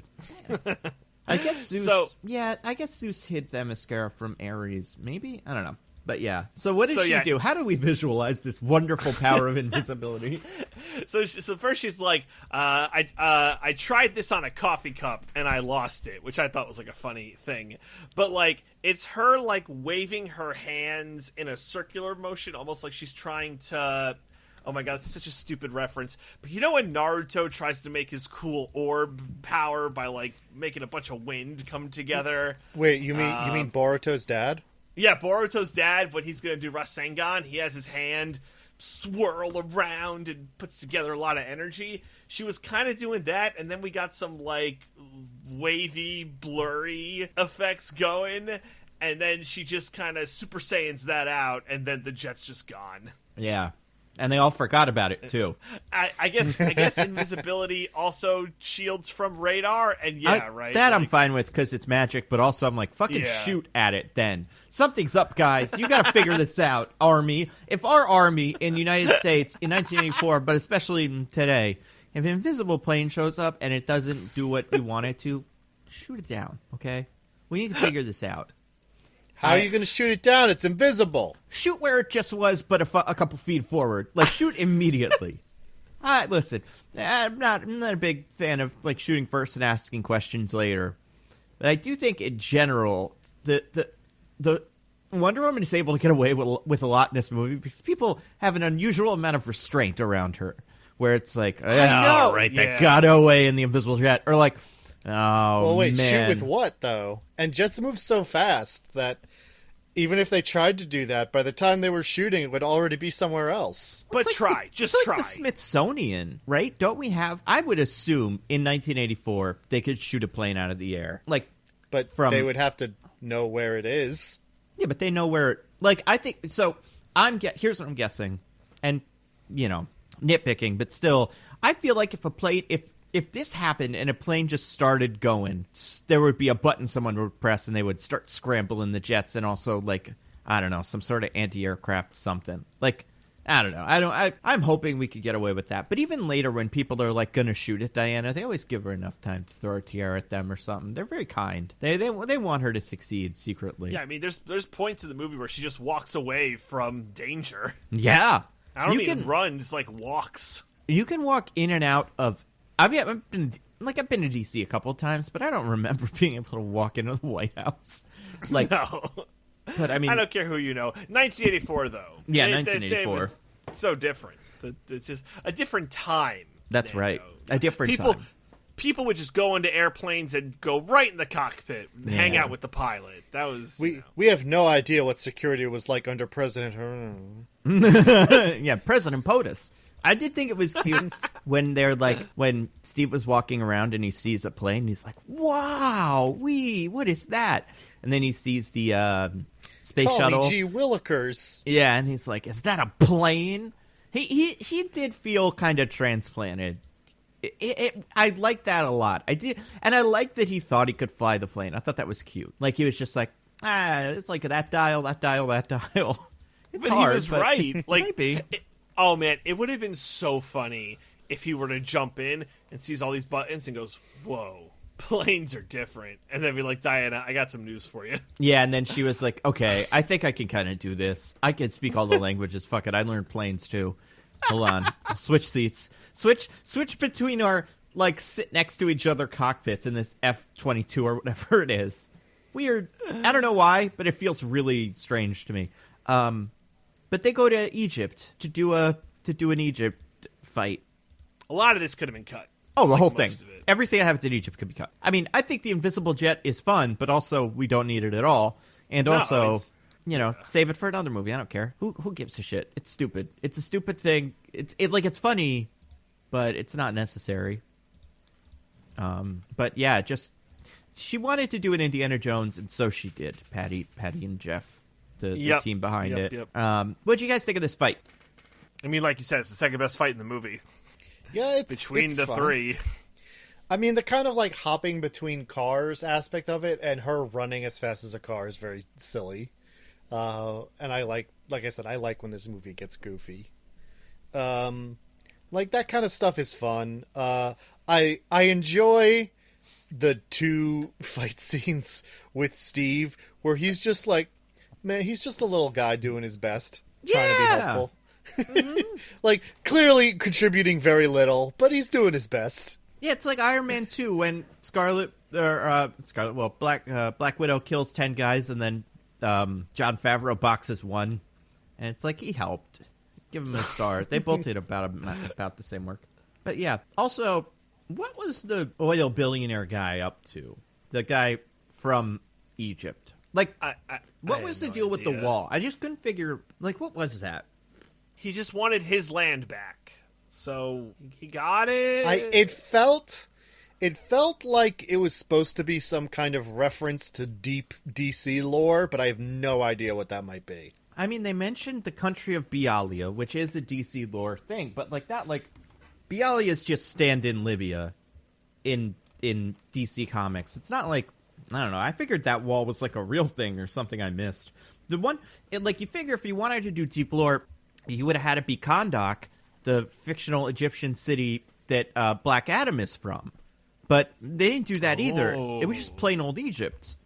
Or like Cairo, and like the pyramids and stuff. And it just builds a big wall, and everyone's like, oh my god, look at this wall. Like, this is why we made the fucking wall. Chris Pine can't have his own body. What are we making the wall out of? Other guys' bodies? I don't know. So they go back to now Maxwell Lord has all his oil villains taken care of. He's crushing it. I mean, his wish cocaine thing, that's really, he's losing it. So where does he go next? Back to his company, I think. Well, he goes back to DC because he wants to get in with the president. Yeah. That's his next play. That's the next stop on the Maxwell Lord revenge train. But President... Yeah. He wants to, like, he goes in there and he's like, President, it's me, Maxwell Lord. I'm here to grant your wish, right? And this is where I feel like the movie got a little... This is the moment in the movie where me and the person I was watching it with looked at each other and went, well, what? Like, not necessarily like what is the logic of this movie, but just what is this movie trying to say? Because he goes like, President, I could grant any wish. What do you wish for? And the president says, you remember what the president says? Isn't it just like nukes, more nukes? I want the nukes. Not even nukes. He says, more war, of course. I want as much war as possible. And I'm like, what? Like, well, listen, if you actually asked Reagan that question and he said that, I would not be shocked. Sure. It was just like a weird, like, it was almost like, this is why I think it would have worked better if it was a monkey's paw. If he was like, more peace. And then what's his name was like, okay, well, we'll do that by making more nukes, because that's what everyone thinks gets peace, or something like that. But right. That's just where it started feeling a little like mean-spirited. There were, you know what it is?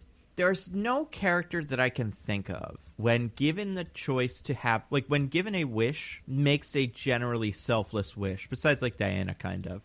Everybody's wishes are like grubby. Excuse you, you're forgetting Alistair. Alistair's kind of counts, but he doesn't know it's a wish. He does it by accident. Like. And I guess he tries to make a wish later, but everybody else that's like, what's your wish? And they're all like, a Corvette, man, because it's the 80s. Or like, I want this person to die, or I want the Irish to all be rounded up. Like, oh my God. It's just like, there's no one that, and even like other people that aren't Reagan are wishing for nukes later in the movie. It's like, fuck, man. Nobody wants world peace, or maybe they're canceling each other out, but why is everyone in this universe so shitty? But okay. So Maxwell Lord is in the White House. We had a fun fight scene here. I like this fight scene. Oh, wait. First of all, what does Maxwell Lord want from the president? Because he does want something. Just the president's power, basically. Well, the ability to make anybody listen to him. Well, specifically, he wants to be like a nation state of one. And like, I have all immunity, no taxes, no declaration of war. Like, I am free from all laws. Well, that too, but also when he walks into the Oval Office, they're giving the president a presentation on like a little satellite system, and he's like, wait, it can touch everyone on the planet. I want to touch everyone on the planet. Yeah, man. And I feel like you could be like, yeah, that's not what he means, but still, sure. The movie does say that. The president literally goes like, well, it's just a figure of speech, but yeah, I guess. Like, that's not what it means, but okay. Yeah. You go, pal. You run with this. Well, did you think, okay, so this was the one point where I was like, there was one moment where I thought I knew what the movie was going to do, and I was pretty proud of it. And it didn't do that because it's boring, but, right, he's like... I think we're thinking the same thing here, but you go. So this is before that scene. Maxwell Lord is kind of weighing his options, and he notices that like he's in a wish cocaine Ponzi scheme where he's like, oh fuck, I'm gonna die unless I get a lot of wishes. I can use my wishes to grant people's wishes, then I can take in return from them their life force and get in a big blue tornado or whatever the fuck happens at the end of the movie. And he asks like, how can I touch a lot of people at once? And I turned to the person who's watching it with, and I said, she says, what? I'm like, he's going to do Hands Across America. That's an evil villain plan. Yeah. That's so cute. Oh, and then they didn't. No. They totally missed it. Sorry, I was thinking of a different thing. We were What's not your on the thing? same page. Is your thing from this part of the movie as well, or is it later? It's a little later. Okay. But okay, so we get a fight scene. Wonder Woman shows up at the White House. She waltzes right in, because fuck it. She probably scans. Also, but this guy, whoever Steve Trevor's body is inhabiting, he's fucked. Like, he's breaking so many laws with no costume on or anything. He's going directly to jail. But they break in and they have a fun little fight. I enjoyed this fight. Mostly because of this Stephen Pedro Pascal just punching each other from point blank range. It was fun. And I'd like the men trying to help. Yeah, and those two characters, I think, it's hard, it's hard to, I don't blame anybody, like I said, I don't blame Kristen Wiig for not being the most compelling character, but I would say those two are the most watchable characters, and that's the only point in the movie where they meet and, like, interact in any way. And it's like, fuck, man, you need a little bit more of this in the movie, where he's like, oh, you want to be a real boy, make a wish, like, that's great. And the Wonder Woman fighting is fun, too. That raises another point, another nitpick I had. So, Maxwell Lord seems to be able to look at Steve and know that Diana made a wish and what it was and like what's going on just by looking at him and touching him. But then later, he has no idea what's up with Kristen Wiig. Oh shit. Yeah, that's right. This movie is like a bunch of drafts smushed together of the same movie. Because, yeah, that's a good point. Inconsistencies abound. I guess, like, no, yeah, I can't even kind of put that together. Huh. Get your shit together. Man. Yeah. Well, speaking of movies, or speaking of Cheetah, Cheetah shows up in the movie. Hooray! Finally. Oh, yeah, she's been, like, kicking people's butts and stuff before. She beat up that same guy who harassed her before, harasses her again, but she kicks the shit out of him this time. And it's the moment where she is like, she's like, oh my God, I've become kind of. It's the moment that's supposed to signal to us, the audience, I feel like, that she's kind of over the edge now. And you're like, not really, though. Like, well, I'm sorry. It's pretty self-defensive, if you ask me. I was going to say, Michelle pointed this out, is that they were playing, like, the super villain music, like, under her. Like, bun, da, dun, da, dun, dun, da, dun, I am super villain, bun, da, da, dun, da, da, dun. And it's like, this music does not match the tone of this scene. Placeholder music. It's all placeholder music. She's not going around, like, kicking babies and just setting fires. Like, yeah, it's a little over-aggressive self-defense. And the homeless guy who she's friends with is like, oh my goodness, what are you doing? And she's like, kind of has the look of, oh man, I should get out of here, mind your own business, and then kind of goes off. But this isn't like the over-the-top, like, I am a villain now. So it was just kind of weird. I agree. But however, she decides to be a villain in this scene. Yeah. What's her whole deal? I honestly, like, a lot of the Cheetah stuff went over my head because I couldn't really buy into the character. But, like, I don't know. What'd you think of her in this scene? The self-defense one, or like the... No, like when she's in the White House. It's fine. It's like she's wearing her cheetah print outfit because she's like, yeah, branding. And she's like, I need to keep Maxwell Lord alive because he's an asset to ensure I get to stay like this forever, I guess is her motivation. So that just ensues kicking Diana's ass. She knows that's Diana, right? She's like, yeah, my friend from, Like, Diana doesn't have a secret identity. She just, no one knows that Diana Wonder Woman exists. So, yeah, I guess. She makes no effort to hide, yeah. Okay, so, well, she does, break up security cameras when she gets the chance. Right, but I mean, like, she makes no effort to disguise herself from anyone who physically sees her. Just if anyone who sees her just happens to know her in... like her personal life, they're just gonna know, and there's nothing she does to prevent that. Even if you heard her from across the room, you'd be like, "Oh, that's that woman from work with the woman with the accent that's kind of all over the that's her." Only one person I know speaks like that. The woman with the Israeli accent, but we all kind of just agree to pretend it's Greek. Yeah. The woman with the accent that everybody around her is trying to copy, and it's kind of funny. She's doing her best, I guess. I don't know, whatever. This is the scene where I think I kind of lost. You know what? There's two scenes where she lost me before the third one. The first scene, I don't know if you remember this. Remember the scene? I mean, like, we remember the scenes, we talked about it, where she's like, where they're talking to the, like, drug dealer guy about his magic book. And there's a line where, and I don't remember exactly what the line is, but what precedes it, but near the end of the scene, she says, but we don't know what God made the stone. Right? She reads that line, but she reads it like this, but we don't know what God made the stone. And it's like, that can't be the last, like, that's not a good take. Also, that scene is really weird because Barbara's there, but no one's acknowledging her. And she just leaves, and they're like, Barbara, where'd you go? And you're like, fuck you guys. Why would you stay? But, then there's the scene where Wonder Woman, Diana fights Barbara, and there's a little bit of like, no, Barbara, don't do it. And it feels very Willy Wonka trying to convince the TV kid to try the teleporter. Like, yeah. But no, don't. No. Wonder, you used to be so great. Yeah, the fighting was okay between Cheetah and Wonder Woman. Yeah. Take it or leave it, kind of, right? I feel like Cheetah didn't have a lot of, like, style in terms of, like, what's cool and different about her. She seemed like another, figure that was as strong as Wonder Woman and kind of agile, but also Wonder Woman was agile. So, like, she would be able to beat Wonder Woman, but I never got the sense that she was, like, I don't know. Figured Cheetah has, like, other stuff like extra hunting powers, and she can see in the dark and shit. But Are you telling me apex that predator. a modern superhero movie had a villain who's just kind of generically strong, and right, fights the hero by just punching them a bunch? I know, it's such a bummer. Like, why can't they get over this? It's such a it's a shame because Wonder Woman, her villains more so than like your Flashes and your no, not really Batman, but Superman's for sure, are pretty weird and not. There's like a couple that are like Wonder Woman, but a Nazi or whatever. But most of them are just like some completely different thing, like a human cheetah or a giant woman or a magical, a trickster goddess thing. And I was kind of like, well, good. At least this, like, they're not like, Iron Man versus Ironmonger or whatever. Their fight's going to be, two Iron Men fighting each other. But these two are different.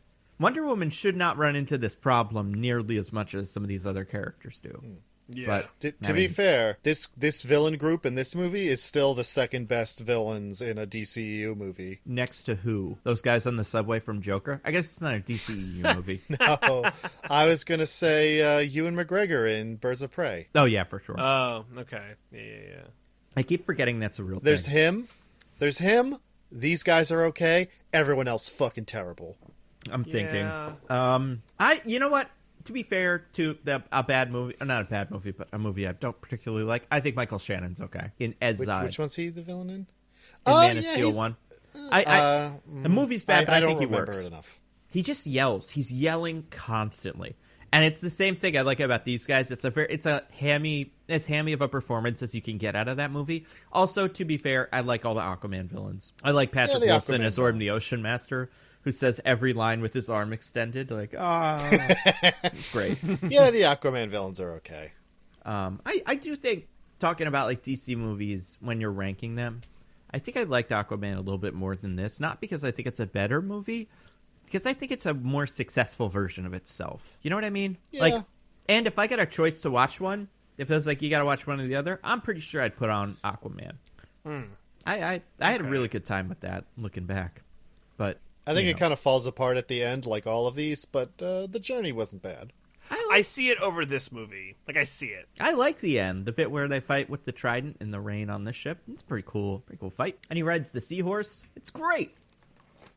Plus, I don't know. They I save found mommy that scene from the quantum realm. I found this scene kind of messy and hard, like visually hard to follow, but it was fine. That's fair. All right, so Maxwell Lord's pretty much at his end game now. He wants to go to the little magic, I don't know, like TV thingy. Like the black site where they film all of the potential hostage videos. Yeah.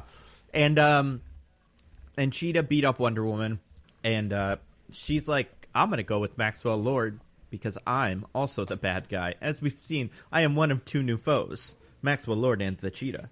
And and Maxwell Lord gives her another wish. That seems like I was confused by that. Well, was he giving her another wish, or was he taking things from other people that he got and infusing them into her? Yeah, I it was thought that. That's what was happening. Yeah, I don't know. Him asking her what's your wish was just him being like, yeah, I'll help you out if I can. Not like him being literally, I'm going to grant your wish. No. It's definitely that, because later when he's doing his thing, he is like saying, I'm going to take your thing. I'm going to take your thing. You give that to her. You give that to her. So he's just giving her stuff from other people. He's not doing the Dreamstone thing of granting her wish.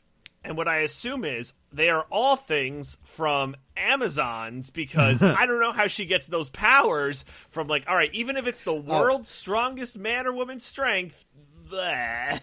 I assumed that he was granting the wishes of random house cats. And that's why she looks like a cheetah person afterwards. Oh, that makes so much sense. He Okay. Apex Predator indeed. She says that line, by the way. She says, I want to be an Apex Predator. It's fucking movie. Cheat is an Apex Predator. Like, also, do you, Barbara? Like, do you want to be an Apex Predator? Like, why? What about you? Like, it's just such a weird... You just beat up Wonder Woman. What more do you want? Get money. Things can be great, but why not have more? Yeah. It starts in a way I can, understand from a character point of view, where she's like, I don't want to just be like Diana anymore. I'm like, okay, I want to be an apex predator. Excuse me? Those two thoughts don't connect super well. Nah, I get it. No, you're right, man. It's insane. It's insane. This movie's insane. Yeah, I mean, I kind of like to believe that we missed the last line of that scene where Maxwell Lord is like, so Cheetah? And she's like, wait, what? And then that's what the apex predator is. What'd you say? Yeah, sure. So, okay. So then Wonder Woman's dying because Steve is like sapping her power by existing. And Steve is like, let me die again because it's the climax of a Wonder Woman movie. So that's kind of how this works. And Steve dies again. Hooray. Yeah. I think it would be really funny if every time they make a Wonder Woman movie, they bring Steve Trevor back and then have him die at the end. Absolutely. Might as well.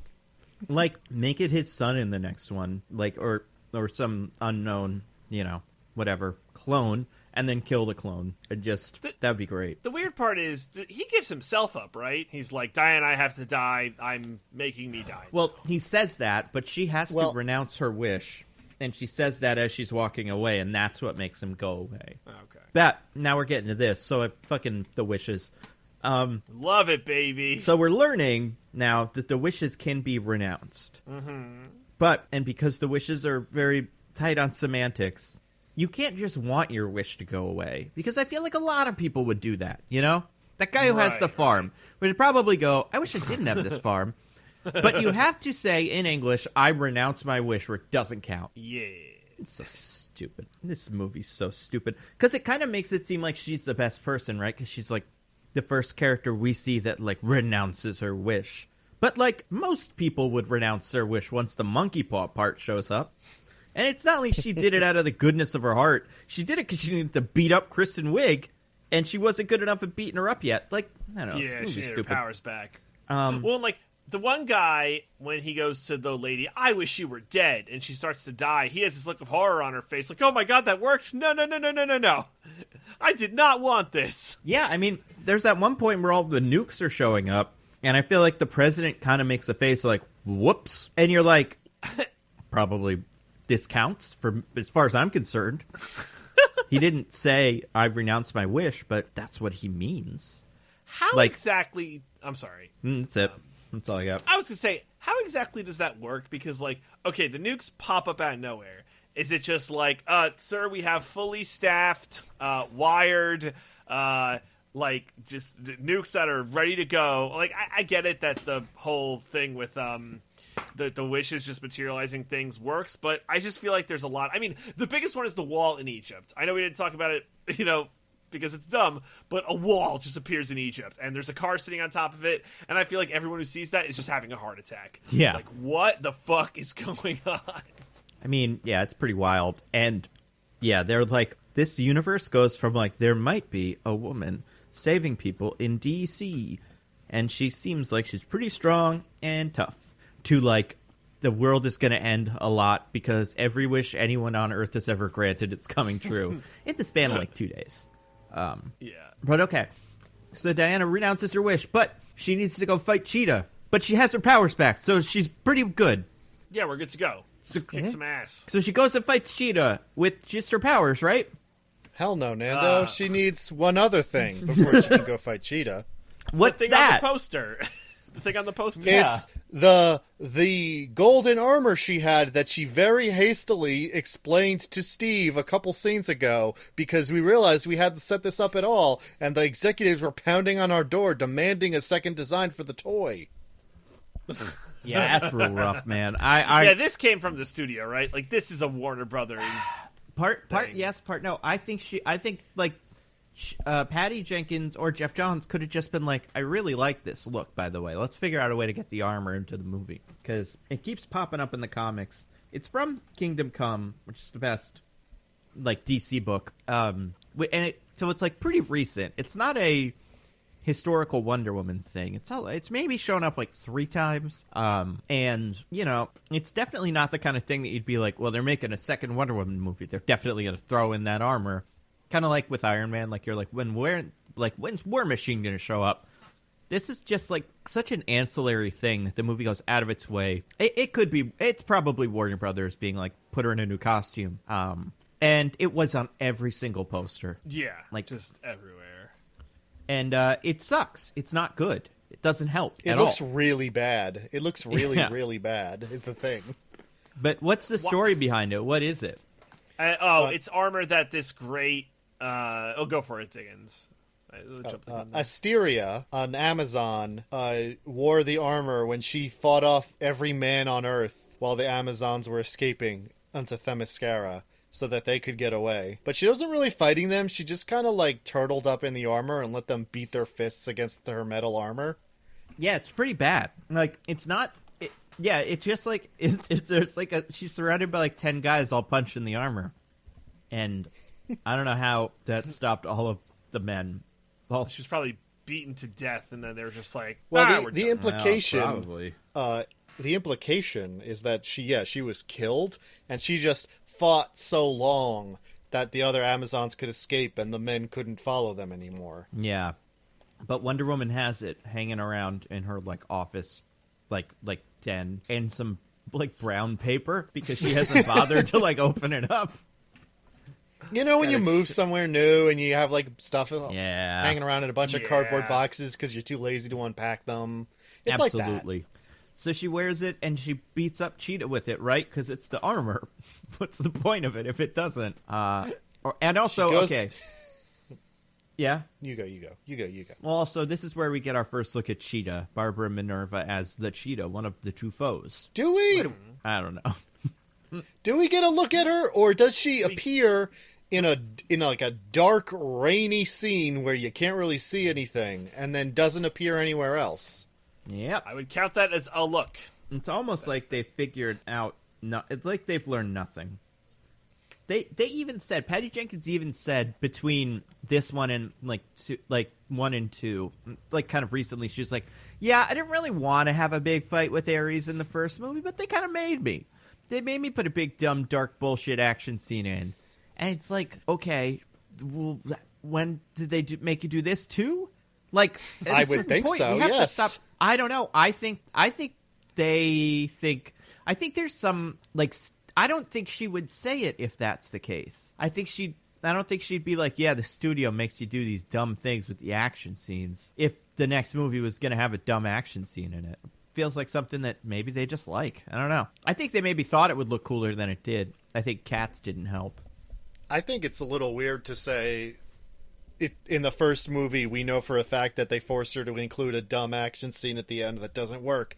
And then in the second movie, there's a dumb action scene at the end that doesn't work. And that must mean it wasn't the studio this time. Well, I guess, okay, so more what I mean is, like, she was like, they like, it seems like a weird thing to say if your next movie that hasn't been released yet has a dumb action scene that doesn't work in it. Because then you're, like already blaming the studio for... So everyone knows. I don't know. I mean... Here's who did it. Yeah, it's possible. I don't know. I mean...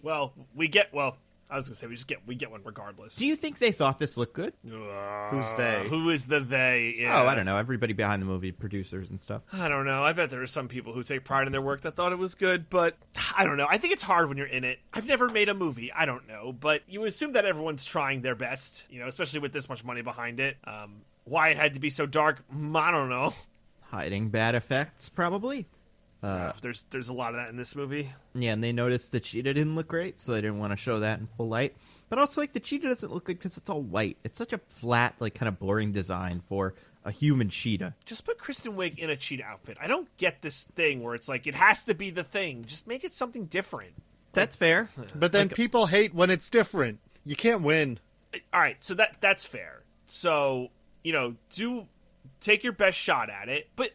even earlier in the movie, in the White House fight, when she is in just cheetah garb, I was like, this works. Yeah, I'm fine with that. This. More of this, please. I think so. Yeah, I think they just... I think similar with the Invisible Jet, they were just like, we wanted to put the Invisible Jet in, and that's how we did it. The same way, like, we wanted to put Cheetah in, so we did. We wanted her to look like a cheetah, and that's what it was.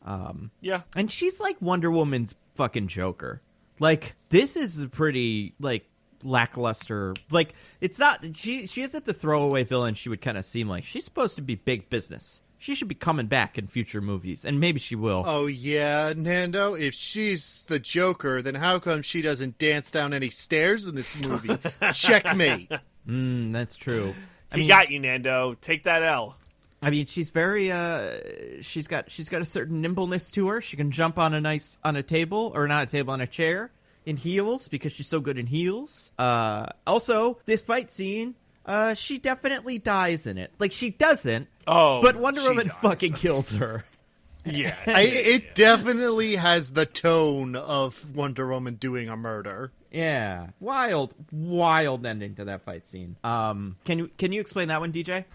So, it's just so dumb. So they're basically like trading punches back and forth. I mean, the kicks and stuff, and it's pretty uninspired and not fun to watch. Oh, and they're fighting up below power lines, like a big power transformer thingy. This is going on. And at some point, what is it that, like, she lassos one of the power lines and it's kind of hanging, and then at some point they kick each other into water, and then the power line goes into the water and just, like, electrocutes the shit out of Cheetah. I was confused by this because Wonder Woman was also in the water. Yep. But, you know, she's magic.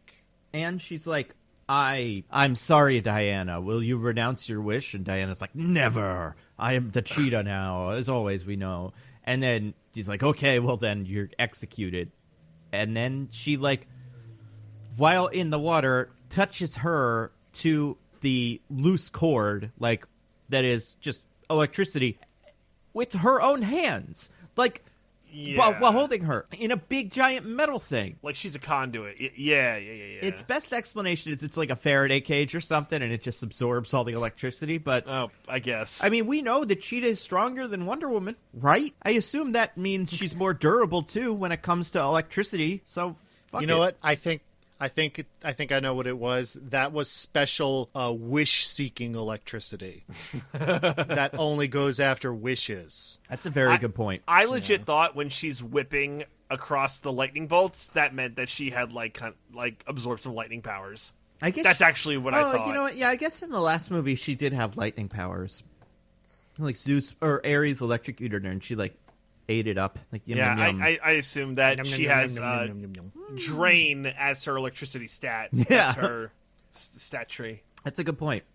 And you know, then Wonder Woman is just like, "Sorry, Diana, you're all dead," and she pulls her and throws her on a rock, and it's like, "I guess she's dead. So what am I going to do?" And then she goes to deal with Maxwell Lord, who is yelling at everybody on TV, and I love it because he's just screaming like. He is screaming the word, granted, granted, oh, your wish is granted. He's so much fun. This is where Diana encounters her greatest weakness, wind. Yeah, finally. Oh, no. And it's like wind, but magical wish wind, so it's even better. And she tries to lasso him with the lasso of truth, and it doesn't work. She cannot do it. The wind is too strong. So it's not going to work. She can't win this fight by lassoing him or anything like that. Like so we can't get a big action sequence with the big bad. Also, she like knocks over the cameras that are transmitting his image to everyone in the world, and then he kind of walks over to this big blue light in the middle of the room that I have no idea what it is, and particles. It's particles. Everyone can still see him, I guess, but also he can see everyone? Yep. Even though that's not how transmissions work? Yep. Wait. So you mean when I'm watching the news, the newscaster can't see me? Typically, no. Oh, I was confused about TV this whole time. Yeah. I thought it was a two-way situation. I guess I could just, I don't have to worry about, putting pants on when I go to watch the news. It's good to know. The wishes I can accept as being, mystical bullshit. Like, he can hear the wishes that are being made because the stone's like, fuck it, this counts. Yeah. But there's a later point where someone's just talking, and he can, see and hear them. And I don't know how. Particles, Diggins. Particles from the Star Wars program. Yeah. I guess that's it. I guess Again, that's how gotta much be more it. fun would this be if it was Hands Across America? Super Hands Across America. It would have been better. But then, you know what? She does get him. by lassoing him some fucking way. Who knows how? Yeah. But he ends up lassoed, and she gives a really long speech with very little emotion, and it made me check my watch. That has very little to do with what the movie's been about up until this point. Yeah. And it's almost kind of like, hey, everyone who wished for money and your relatives to be back good, don't do that. It's cheating. It's like, all right, you rich superhero, maybe you're not the person to be telling me about my wish being bad. Like, maybe there's the whole monkey paw thing, but that's not why that's not what you're telling me. You're just telling me that it's cheating. It comes off very like, okay, whatever you say. But no, Nando, everyone made bad wishes, like the British person who wished for all Irish people to be rounded up. Yeah. Because we wanted to be topical, but we also wanted to be huge cowards. Yeah. Well, and all the wishes, it really is, it's so semantic, where, like, even if you say it in jest, it still counts. Because she was being sarcastic. The wishing stone knows what she means, or, like, the internal, but it's like, you said I wish, so that means the thing happens. Like, I don't think she was being sarcastic, Nando. I think that started happening and she was, like, sick. Yeah, that's true. I mean, she was sick from heart attack, but also she would have been sick if she woke up and was like, yeah, get him. Also, like, what were those police? Like, you know what it's like? It's a little bit like the Aladdin movie, which we talked about, where, like, Jafar is pulling magic out, and he's like, you're now my soldiers. And the soldiers all just turn around, and it's like, what just happened in those guys' heads? Did they forget that they weren't his soldiers before? Because Jasmine knows. And it's like, with these guys, it's like, who are these police? Are they from another dimension? Like, who are they? He took the security team before, so the wish stone can make people just think different things, I guess. Yeah, right? They and really, now the thing we think is round up all the Irish. They got out there quick, too, in the paddy wagon. They were there a minute. Like, it was so quick. They just knew he was Irish. Yeah. Like, they just knew. Oh my God. So then the speech is like, don't do wishes, guys. It's bad to do them. And renounce all your wishes. And everyone renounces their wishes, even though it kind of seems like if Maxwell Lord renounced his wish, that would have counted for all of theirs as well. But and we fired all the nukes. Everyone's going to die. So what happens when the wishes all get unwished? This is so confusing. Confusing. So, a couple things. One, shocking that there wasn't one guy who just had the Porsche and be like, no, I want this Porsche. I gave up something stupid. Like, I'm okay with this transaction. I gave up a hand, and I have a Porsche. I'm okay with Also, this. what about the coffee guy? Did he have to renounce his coffee? I guess it wasn't a Maxwell Lord. It was a wish stone wish, not a Maxwell Lord wish. But like that guy that was like, he was like, "Don't you wish that we got through traffic really quickly?" Did that guy have to renounce his wish? Did he even remember or know he made it? But anyway, what else happens? How is it resolved? So all the nukes just blow up midair. No. Yeah. They don't blow up, DJ. What do they do? They just vanish. They just disappear. Well, they disappear, but there's a little bit of a boom. It's not they just like vanish like Back to the Future style. That's not how they vanish. I only watched this a few days ago, but in my memory, they totally Back to the Future style vanish. I have to log in HBO Max now because this is too much. I'm with DJ on this one. There's an effect that's like a little implosion, kind of. They don't explode, but like something happens. The silos seem to vanish. Like, but yeah, this movie has no idea what happens when the wishes go away. Because you remember the other thing? This is the one that really bugged me. The stock market uncrashes, right? Yeah. But it doesn't uncrash by the line goes up. It uncrashes by the line goes backwards and erases, which is the part that made me go, oh, so none of this happened, right? Yeah, that's what I thought. But no, it definitely, it totally happened, I guess. Kind of. I don't know. Okay, so I'm looking for the nukes. No, yeah. Max is hugging I'm 95% sure DJ's right about this one. Okay, so the sun's searching. I'm looking. Oh yeah, little Alistair's looking for daddy. Yeah, so Maxwell Lord does renounce his wish too, but he does so because Diggins. he can magically hear Alistair, his son, It's a dad want intuition his thing. dad, and so he renounces his wish so he can go be with his son, I guess. Yeah. So go to around 219. I am. 15. I'm there. I'm give me So a the second silos here. seem to disappear. And there's an explosion that already happened that rewinds, like rewind effect rewinds, and also the wall just crumbles. Yes. But the nuke explodes. With the nuke totally It explodes. like dusts. It like it's vaporized. like Thanos. Also, when the wall explodes, it makes a river. Yeah. What the fuck is this? Like, what am I watching? This movie is so, but it's also so, you know what the end of this movie is? The end of this movie is the movie equivalent of Gal Gadot and Kristen Wiig and Pedro Pascal singing Imagine, and just good things happen, and that's it. And like, why? Who knows? Is this what you get? You get the Imagine all the people ending. But yeah, Diggins, DJ's right, but also Diggins is right. There's like the little baby, little Alistair is... Who knows where Alistair's been this whole time? We saw Alistair 2 hours ago. Hanging out in the office. Yeah. He's been hanging out in the office the whole time. It's been like a day and a half.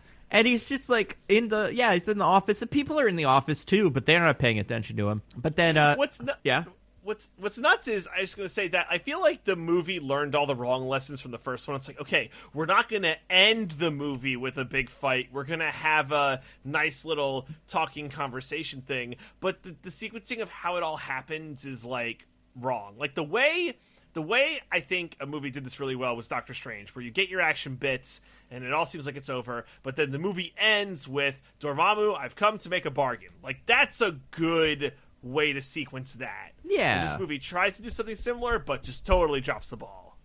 Yeah, I feel like a lot of movies have kind of, not a lot, but enough movies have figured that out now. Yeah. Where like only Spider-Man... Doctor Strange had remembered to be good, though. Yeah. Then it would have been perfect. God, we're not relitigating this. Well, like, I mean, speaking of like almost all the Spider-Man movies figure this out. Where, like, in Spider-Man Homecoming, there's that bit after the big fight where Spider-Man just has to plead with a Vulture not to blow up, like, not to steal the arc reactors because he's going to explode, and it's like a fight, but it's also kind of talking. Spider-Man 2 has the bit with, Peter and Dr. Octopus where he just fights, and then he kind of talks to him, and then you get that, bit. So the balance has existed for a while. I think this movie just, like, has so much work to do at the end because we also get a montage that fucking should have been in the first 5 minutes of the movie of, like, the life and times of baby Maxwell Lord Donzo or whatever it was. Yeah. Wetting the bed and getting, like, picked on at school. Which is, like, you want to humanize your villain, maybe... That's an early thing. I love the little thing where he sets up the little crackers and stuff Me for black too. gold, even though I know it's like a scam, but he's like so excited. He's got his little crackers out, and he's like, I'm going to be a businessman. Yeah. And I'm like, this is so endearing. I think if it started with that, if the movie started with that, and we got a lot of time with Maxwell Lord just being like, oh, he tried, and then this is where he is now, I would have really... been more into this guy. I still loved him, but I just think it's weird that they placed that stuff at the end. And then he hugged his son, who was in the woods. in the famed woods of DC. yeah, on the Potomac right there. It's right God. There. That is so wonderful. By the way, she lives at the Watergate, right? I think. Yes. Diana? Yes, she does. Yeah, that's cute. Yeah. But then, so end of the movie pretty much. Everything's good. Steve Trevor's dead. Do you guys remember the last scene of the movie? Not the mid-credit scene, the actual final scene. She meets Handsome Man. Yep. At Christmas for some fucking reason. 6 months later. I guess so, yeah. And the aspect ratio is different. I kind of think they filmed this like a couple months ago, knowing that this movie was going to come out on Christmas. Interesting. Yeah. Interesting. Also, I think they might have... Also, like, it's the least 80s part of the movie, too. Some people have 80s costumes on, but a lot of people are wearing what appears to be more contemporary, or at least more, like, neutral costumes. I wouldn't be shocked if they went to the set of a Christmas movie that this guy was filming on already and was like, stand next to Wonder Woman, we're going to put some extras in vests, and then that's it. I love it. I think it is. I really do. Because there's no other reason why this ends on Christmas. He's in it, which is weird, because it's weird that the movie's acknowledging this guy at all. And It just like what That's what made me think, oh, this guy must be like a guy in comics or something. Because it's like, why do we have this ending sequence if he's not like an important guy? Yeah. And I think like if I were him, or if I were, it would be weird because she does almost half kind of flirt with him. And I'm like, that's not right. But almost maybe it's like, well, I saw his dick. It's pretty good. Don't want to let that go. You know? Oh, my God. So, it's one last question before the mid-credits. Does everyone talk about, like, the horrible near-apocalypse of 1984? I think so. It happened. That's insane. That's insane, yeah, man. It's like the Kingsman movie where, like, this is a big deal now. This is a global event. All right, well. Also, so what other things happened that we know happened because this is the DCEU? Batman's parents came back to life, right? For sure. Well, wait, how old is Batman in Batman vs. Superman? So it's hard to say how old he is in Batman vs. Superman, but we know how old Ben Affleck is, and he'd be about like 13 or 14. So right around that age. Yeah. At also, this point? Yes, in 1984. In 1984? Yeah. Ben But listen, he's a major male Hollywood star, which means that his characters that he's playing are at least 20 years younger than him. That's fair. But also, I mean, he's 48 now. I think we learned that he's been Batman for a while in Batman v Superman. So I think he's... Yeah. I think he's... either way, I think the Waynes came back for a second. Yeah, it's more fun if he's alive. Also... Superman... Oh, no, sorry, go ahead. No, what was yours? Yeah. I was going to say Superman wished for Krypton to be not blown up. Yeah, I think Krypton came back for a little bit. Yeah, for sure. Can I have Krypton back, please? I think, what's his name? Fucking Aquaman wished for his mommy to come back, too. Yeah, Aquaman's mom definitely came back. Yeah, she left the Shadow Realm or wherever she was in the middle of the Earth for a couple of minutes. Who else? What other characters? Shazam's like too young at this point. I assume... Yeah, same Cyborg and the Flash are not born. Yeah, I assume like whatever wish Luthor made was bad. I bet like Mark Strongest guy wished his parents also didn't die in a car accident or whatever happens in Shazam. Yeah. No, he seemed to not like them very much. Well, maybe his mom or something, but not his dad. Nice. Yeah. Maybe the mom back, dad no. Yeah. There's just like it's such a weird thing to happen in a movie that's part of a trilogy or like a universe that it's not part of anymore. But it still wants to be part of, kind of. What does the Joker wish for? And I'm talking about the recent Joker. What does he wish for? The dancing Joker. That everyone gets what they deserve. Right around the time, right? Yeah. Probably like watching. Yeah. What's her name? Zazie Beetz acknowledges him in the elevator or something. Yeah. Oh my God! It's such a weird movie. Yeah, it really is. I'll say this. That's it. I didn't like it. Oh wait, here's the other thing. Sorry, forgot this. Mid-credit scene. Yeah. What do we think of this? I thought it was cute. I enjoyed it. I don't. Does someone want to explain it? It's difficult for me to determine if it's just a cute cameo or if they're going to do something with this.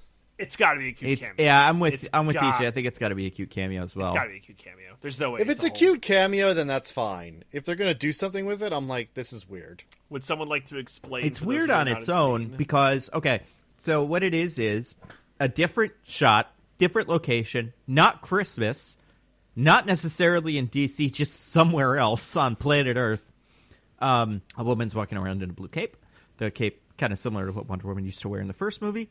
Or like cloak, and I think she even has like arm bracelets on. And then there's like a big, telephone pole falls. But before it crushes the little baby, this woman catches it with one hand, and the baby is saved. And the mother of the baby says, "Oh my God, you saved my child! That's amazing! How'd you do that?" And she turns around, and it's Linda Carter from Now. Thank God. Can you imagine if they did, like, CGI face bullshit? No. I mean, I could totally imagine it. And she's like, "Oh, it's cool. Just a little shift of the weight or whatever." And she's like, "What's your name?" And she's like, "It's Asteria." And then the woman goes, "That's a beautiful name." And then, I really hated this line. I don't know why. Linda Carter's like, "Thanks. It's from my culture." It's a really awkward, like, read. I go back and, I don't know. Yeah, I I thought you were going to say the line, which I actually did like, when she says, or like, how'd you do that? She's like, oh, it's about shifting weight. It's like, yeah. I've been doing it for a long time. You get used to it. Or like something like that, just like acknowledging that she was Wonder Woman. That one I forever didn't ago. mind. Mm-hmm. I thought it was cute. But yeah, the other one was weird. Yeah, I it's from your culture. What is your culture then, miss? Right. Ancient Greek? It's not, because you're an American lady. Like, I don't know what your culture... Yeah. But also, she's just like, I don't know, walking around. I guess she's still alive. But she knows she's Asteria, but she doesn't give a shit. Doesn't seem to want to help. But also, I doubt it'll come back. I have a feeling, what do you think the next one of these is going to be? I can't even wager a guess. I feel like we got. We could do Atlantean Themysciran War. Oh, well, that could be fun. We're getting the Flashpoint movie, so they'll probably be in that. Honestly, like that's right out of the Flashpoint comic. I have a feeling there's a couple villains left. We got Cersei, right? The trickster witch. We got Giganta, giant woman. We got Dr. Psycho from Harley Quinn. He could show up, probably won't. And the rest of the gods. What other gods are kicking around? Including Hercules, who hates the Amazons. Who, like, has a beef with, what's her name? He stole the girdle from Hippolyta in one of his labors. So, like, a villainous Hercules could show up. But, yeah, I'd love for Cersei to show up, and I'd love for it to be Lena Headey, but different Cersei. Yeah, that'd be cool. Purple hair. Although, what's the point of having Cersei if she's not going to turn Wonder Woman into a pig and then make Batman sing at a nightclub? Oh, I think we got plenty of time for that. I'd love to see, I don't know which of the Batmen that's currently around is the best singer. Maybe they can all try, like audition. I don't know. Robert Pattinson could probably sing. But oh yeah, I don't doubt it. I feel like Ben Affleck, we'd have seen him sing if he could. I don't think Christian Bale's known for it. Val Kilmer, George Clooney. Yeah, man, what happened to Batman? Why can't they sing? Yeah. Anyway, I mean, that would be great though if they do the pig thing. But I think they could like really mess around with it. I also think this is like a criticism I had after the fact. Pedro Pascal is this character. I forget where his character's supposed to be from, but he's got some like he's not white. You know, lily white. Everybody else in this movie is. This is a very white movie. Wonder Woman's best friend that's in Amazon is Nubia. I think that's supposed to be the one that wins the contest during Amazon time. I think we need to get some, you know, throw some friends to Diana that aren't necessarily Steve Trevor, and also diversify this movie a little bit. Yeah, because I feel that. Yeah, it's like it's kind of strange only because I was like convinced Nubia would show up and be a part of it, but she's not. I don't know. But what about evil oil baron Arab Sheik, Nando? That incredibly oh my god, like racially sensitive character that we included. Yeah. Oh, that was awful. That was rough. Remember when she definitely killed those kids by accident? Oh yeah, dude. those kids in their soccer. You mean when they had Gal Gadot save those 4 kids from being hit by a missile, even though when Israel launched an attack that killed a bunch of Palestinian kids playing soccer, she vocally supported it? I think the number was 4. Yes, exactly. It was so on the nose. Like, again, and it's like it didn't need to be in, none of it needed to be in the movie at all. All of that stuff was pointless. It's so weird and dumb. But it was cool to watch her run. Yeah. That's Wonder Woman 84. What time do you want the next one to take place in the present? Gotta, right? Whatever. I don't 2050. Well, that'll be the time we all get back into theaters, right? So you might maybe want to plan ahead. I want the next Wonder Woman in the future. Yeah, that would be fun. Take some risks. Yeah, I am. This does make me excited for an Amazon show. Not an Amazon show. A show about the Amazons. I knew what you meant. Yeah. HBO Max, Amazon show. Yeah, and I think that's got potential because, you got the gods. You got a lot of Wonder Woman villains that are like, I think there is her first villain who shows up in one of the books is just Nazi Uber Fraulein. Like, she could show up on Forbidden Island and just, that's a whole plot. And then you get all the fun Wonder Woman supporting characters. I don't know. It's great. You guys want to get to our classic segment? Let's do it. I would love that. Let's do it. DJ, you got anything to recommend to the fine people? I do. So first off, I'm sure Nando's going to echo this, but Soul's on Disney+. Watch it. It's good. It's so much better than this movie. Oh, real treat, yeah. I will say if you watch Soul, so they don't pair the Pixar short with it. So the Pixar short is Burrow, which is very good. Yeah. So if you want the traditional experience, watch Burrow and then watch Soul. I want to say it might have auto-played or, like, been play the next thing afterwards. That makes sense. After Soul. Yeah. And I'm sure if you haven't seen Soul and you just watched Burrow, Soul probably gets recommended next. So, yeah, that is a cute one. Yeah, and it's hand-drawn, which is great. And it's fun. So, yeah, I if you haven't watched either yet, I would do Burrow and then Soul. Then it's like you're just like in the theaters, no screaming kids. Unless you have those at home. Yeah, if you can get some. You still have screaming kids. I'm sure there's video if you want to put someone on the background of kids screaming.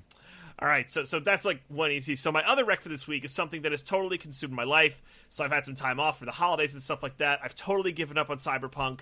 There's no time for my Cyberpunk rant. We're already at 6-star runtime. There's no time for it. So I've given up on Cyberpunk. No one play it. It's bad.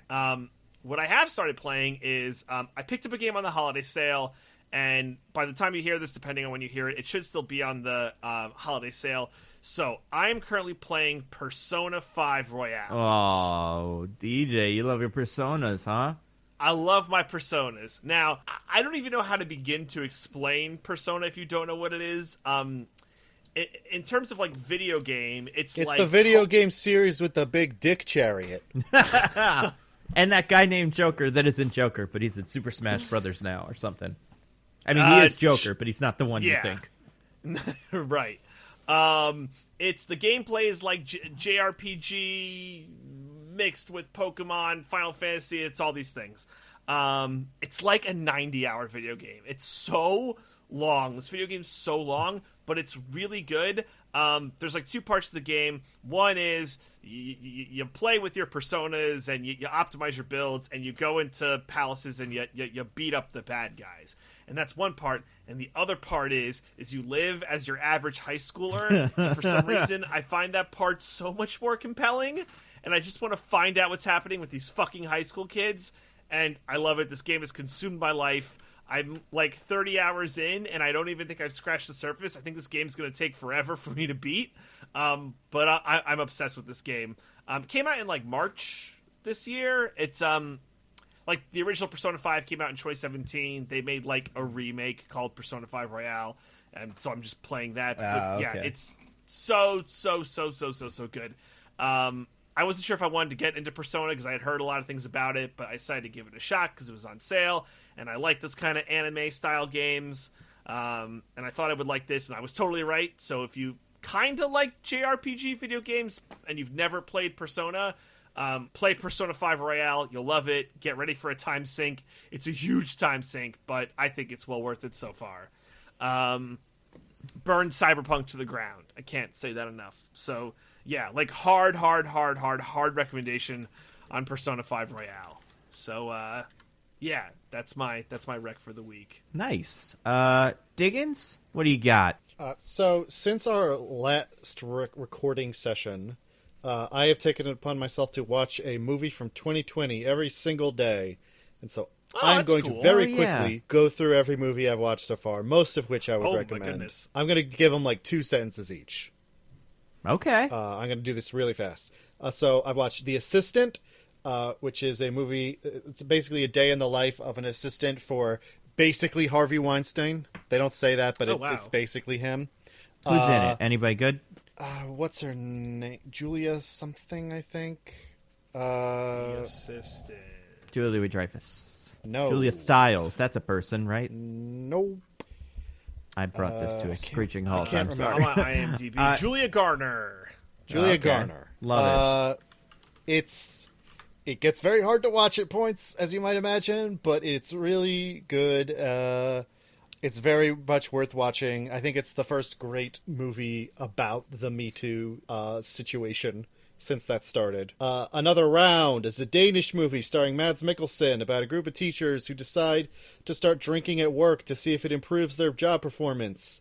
It is a very interesting movie in what it's examining, but also gets pretty rough at points, but not as rough as you might think. It's not like totally bleak. Mank is, I think on the whole, is an okay movie, but is very entertaining. The performances are great. The dialogue's snappy. It's very watchable. Deerskin, a French movie about a man who takes all his money, uses it to buy a deerskin jacket, and then decides he wants to be the only person in the world still wearing a jacket. It's a bizarre, like, black comedy. That's fun. That is, if you're interested in watching something that is very unlike most other movies you're going to watch, I would recommend that. The Personal History of David Copperfield, which Nando has recommended before. I think it strains to fit all the story of David Copperfield into 2 hours. That's and a it humongous suffers a little book. bit for that. It suffers a little bit for that, but it's very funny. It's very fun. All the actors coming in and out are great. I particularly enjoyed Hugh Laurie as kind of like an addle-brained lawyer. Mm-hmm. That one's a lot of fun. First Cow. It's a movie about... Oh, I heard so much good things about this. First Cow's really great. It's a movie about Kelly Reichardt, if you know her. It's about these two guys who are stealing milk from the only cow in the Oregon Territory in order to make biscuits so they can make money selling them to the other traders. It's very quiet and very slow, as you would expect if you've ever seen a Kelly Reichardt movie, but like all her movies, it unfolds in a way that's like very, by the end of it, you know, it kind of hits you really hard at the end. Kajillionaire is a movie about a family of grifters. Basically. Again, another very oddball kind of movie, but it actually, by the end, I found it very affecting. I was really into this one. Then I watched Wonder Woman 1984. Already talked about that. Then I watched Ma Rainey's Black Bottom, which I actually didn't like very much. It's very melodramatic and very much like you watch it and you're like, oh, this is a movie based on a play. You know, when you can kind of tell that about a movie? Yeah, I had that thought with Fences. I was like, man, I'm watching a play. It's by the same playwright. Get out! Really? Okay, yeah. Yeah. I mean, good for them. I didn't care for it, but it's Chadwick Boseman's last performance, and he's certainly putting a lot into it. So, he's going to be in the Marvel cartoon where he is Black Panther, so we'll see. It's his first movie. It's his last movie appearance. That's fair. And then yesterday I watched Black Bear, which is the Aubrey Plaza movie where she is like a filmmaker who goes up to a cabin to try and, you know, help her write. I didn't like it at first. I thought it was kind of trite, but then at the second half, it takes this huge swing that ended up really working for me. And by the end, I was fascinated by it. So those are all the movies I've watched. I would recommend most of them. You can tell by what I said about them, whether or not it was one of those. Cool. All right. I got a couple things, brand new things that's never been wrecked on the pod before. I watched Soul.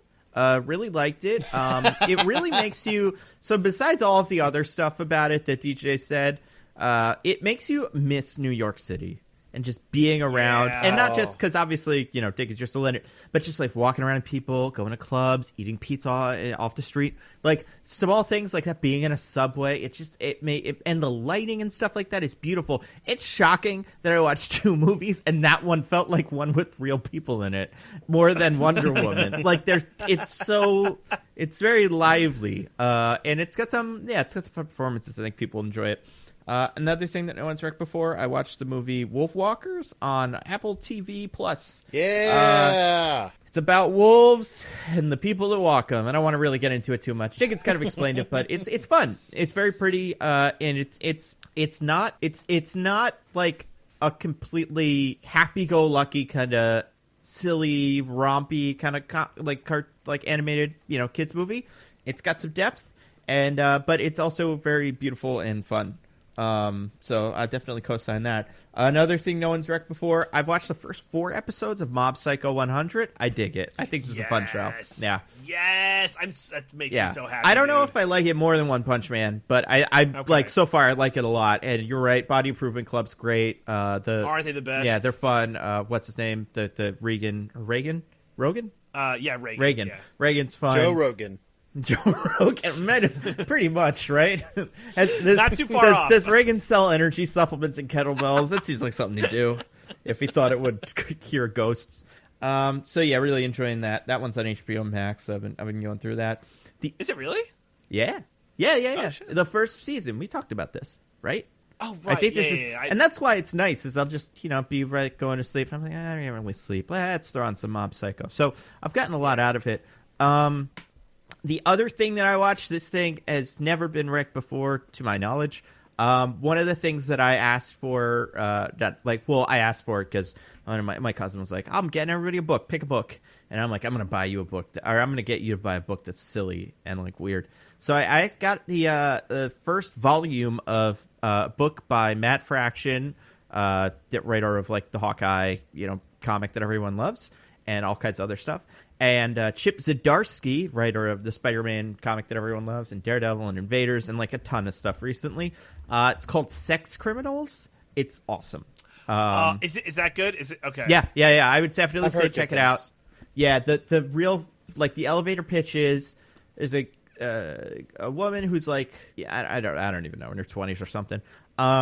And she has the power that whenever she has an orgasm, she stops time around her. And the movie, well, this will definitely inevitably be a movie, but the book is about her, just trying to figure out what that is. It's a lot, it's some of it's kind of forward plot where it's like, what does she do? Does she like use it for personal gain or philanthropy or what? And then the other part is like kind of looking back and being like, this is what this sexual experience was like for me. And it seems it's very, just like it's very introspective, and it feels very like personal, and that like there's a guy character because this was written by two guys, so like that part's personal too. But I mean, just in general, it's very what's the word? Candid in a way that isn't usually, you don't usually talk about stuff like this, but in an honest way. So I did really enjoy it, and it's very funny. So yeah, I finished the first volume. Like I got it on Christmas. I read the first half of it, the other day, and I read the second half of it last night. And now I'm gonna go get the second volume whenever I get a chance. So definitely recommend that. It's very like it's adult, but that's what you're getting. But I would say it's adult and silly, but also kind of mature. That's kind of it though. Those are my recs. I'm sure I've watched and played other stuff, but that's my big stuff. Nice. Yeah, next week, what are we doing, guys? Do you want to do a end of the year thingy? Yeah, like either 2020 look back or 2021 look ahead. Yeah. Something like that. Bit of both, right? Yeah, a bit of both. Yeah, I like that. Also, we'll figure out Mandalorian. Two middle fingers proudly raised in both directions. No. One will be good. Maybe. We'll go back to brunch. It's going to be awesome. Oh, speaking of that. Brunch. Some of the best this week, YouTubes I've seen in months, like just some really excellent stuff. Besides Dunkey, who I think is crushing it, and he seemed to he did a new video apparently in the last like 17 minutes. So I haven't seen that, but a YouTuber called named Scott, who runs a channel called Nerd Sync, did like an hour-plus long documentary pretty much on Bob Ross, a person who like has a surprisingly private life story. Mostly, it seems, because a company pretty much owns the rights to him, and they don't want to like let it out. So that was really interesting. Patrick Willems, who I love, did a video about The Greatest Showman that featured like musical numbers he wrote for it, which were very fun. And then Cody Johnson from Somewhere News did a video that was his Christmas special, including like a character named Warmbo, who's like the Christmas puppet thing. It's just like people are they're losing their minds. They're doing some terrific stuff. So there's a lot of good YouTube to catch on. But yeah, I figure next week we do like the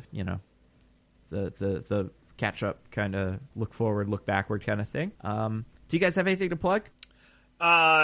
So just my Roses and Rejections Bachelor podcast that I do with Michelle. We just wrapped up Tayshia's season, which finished last week. This week we're going to be doing a podcast previewing Matt James's 32 Women. Is that a lot? So yeah, it's the most they've ever done. Normally it's 30, so they upped it by 2. Oh my god, incredible.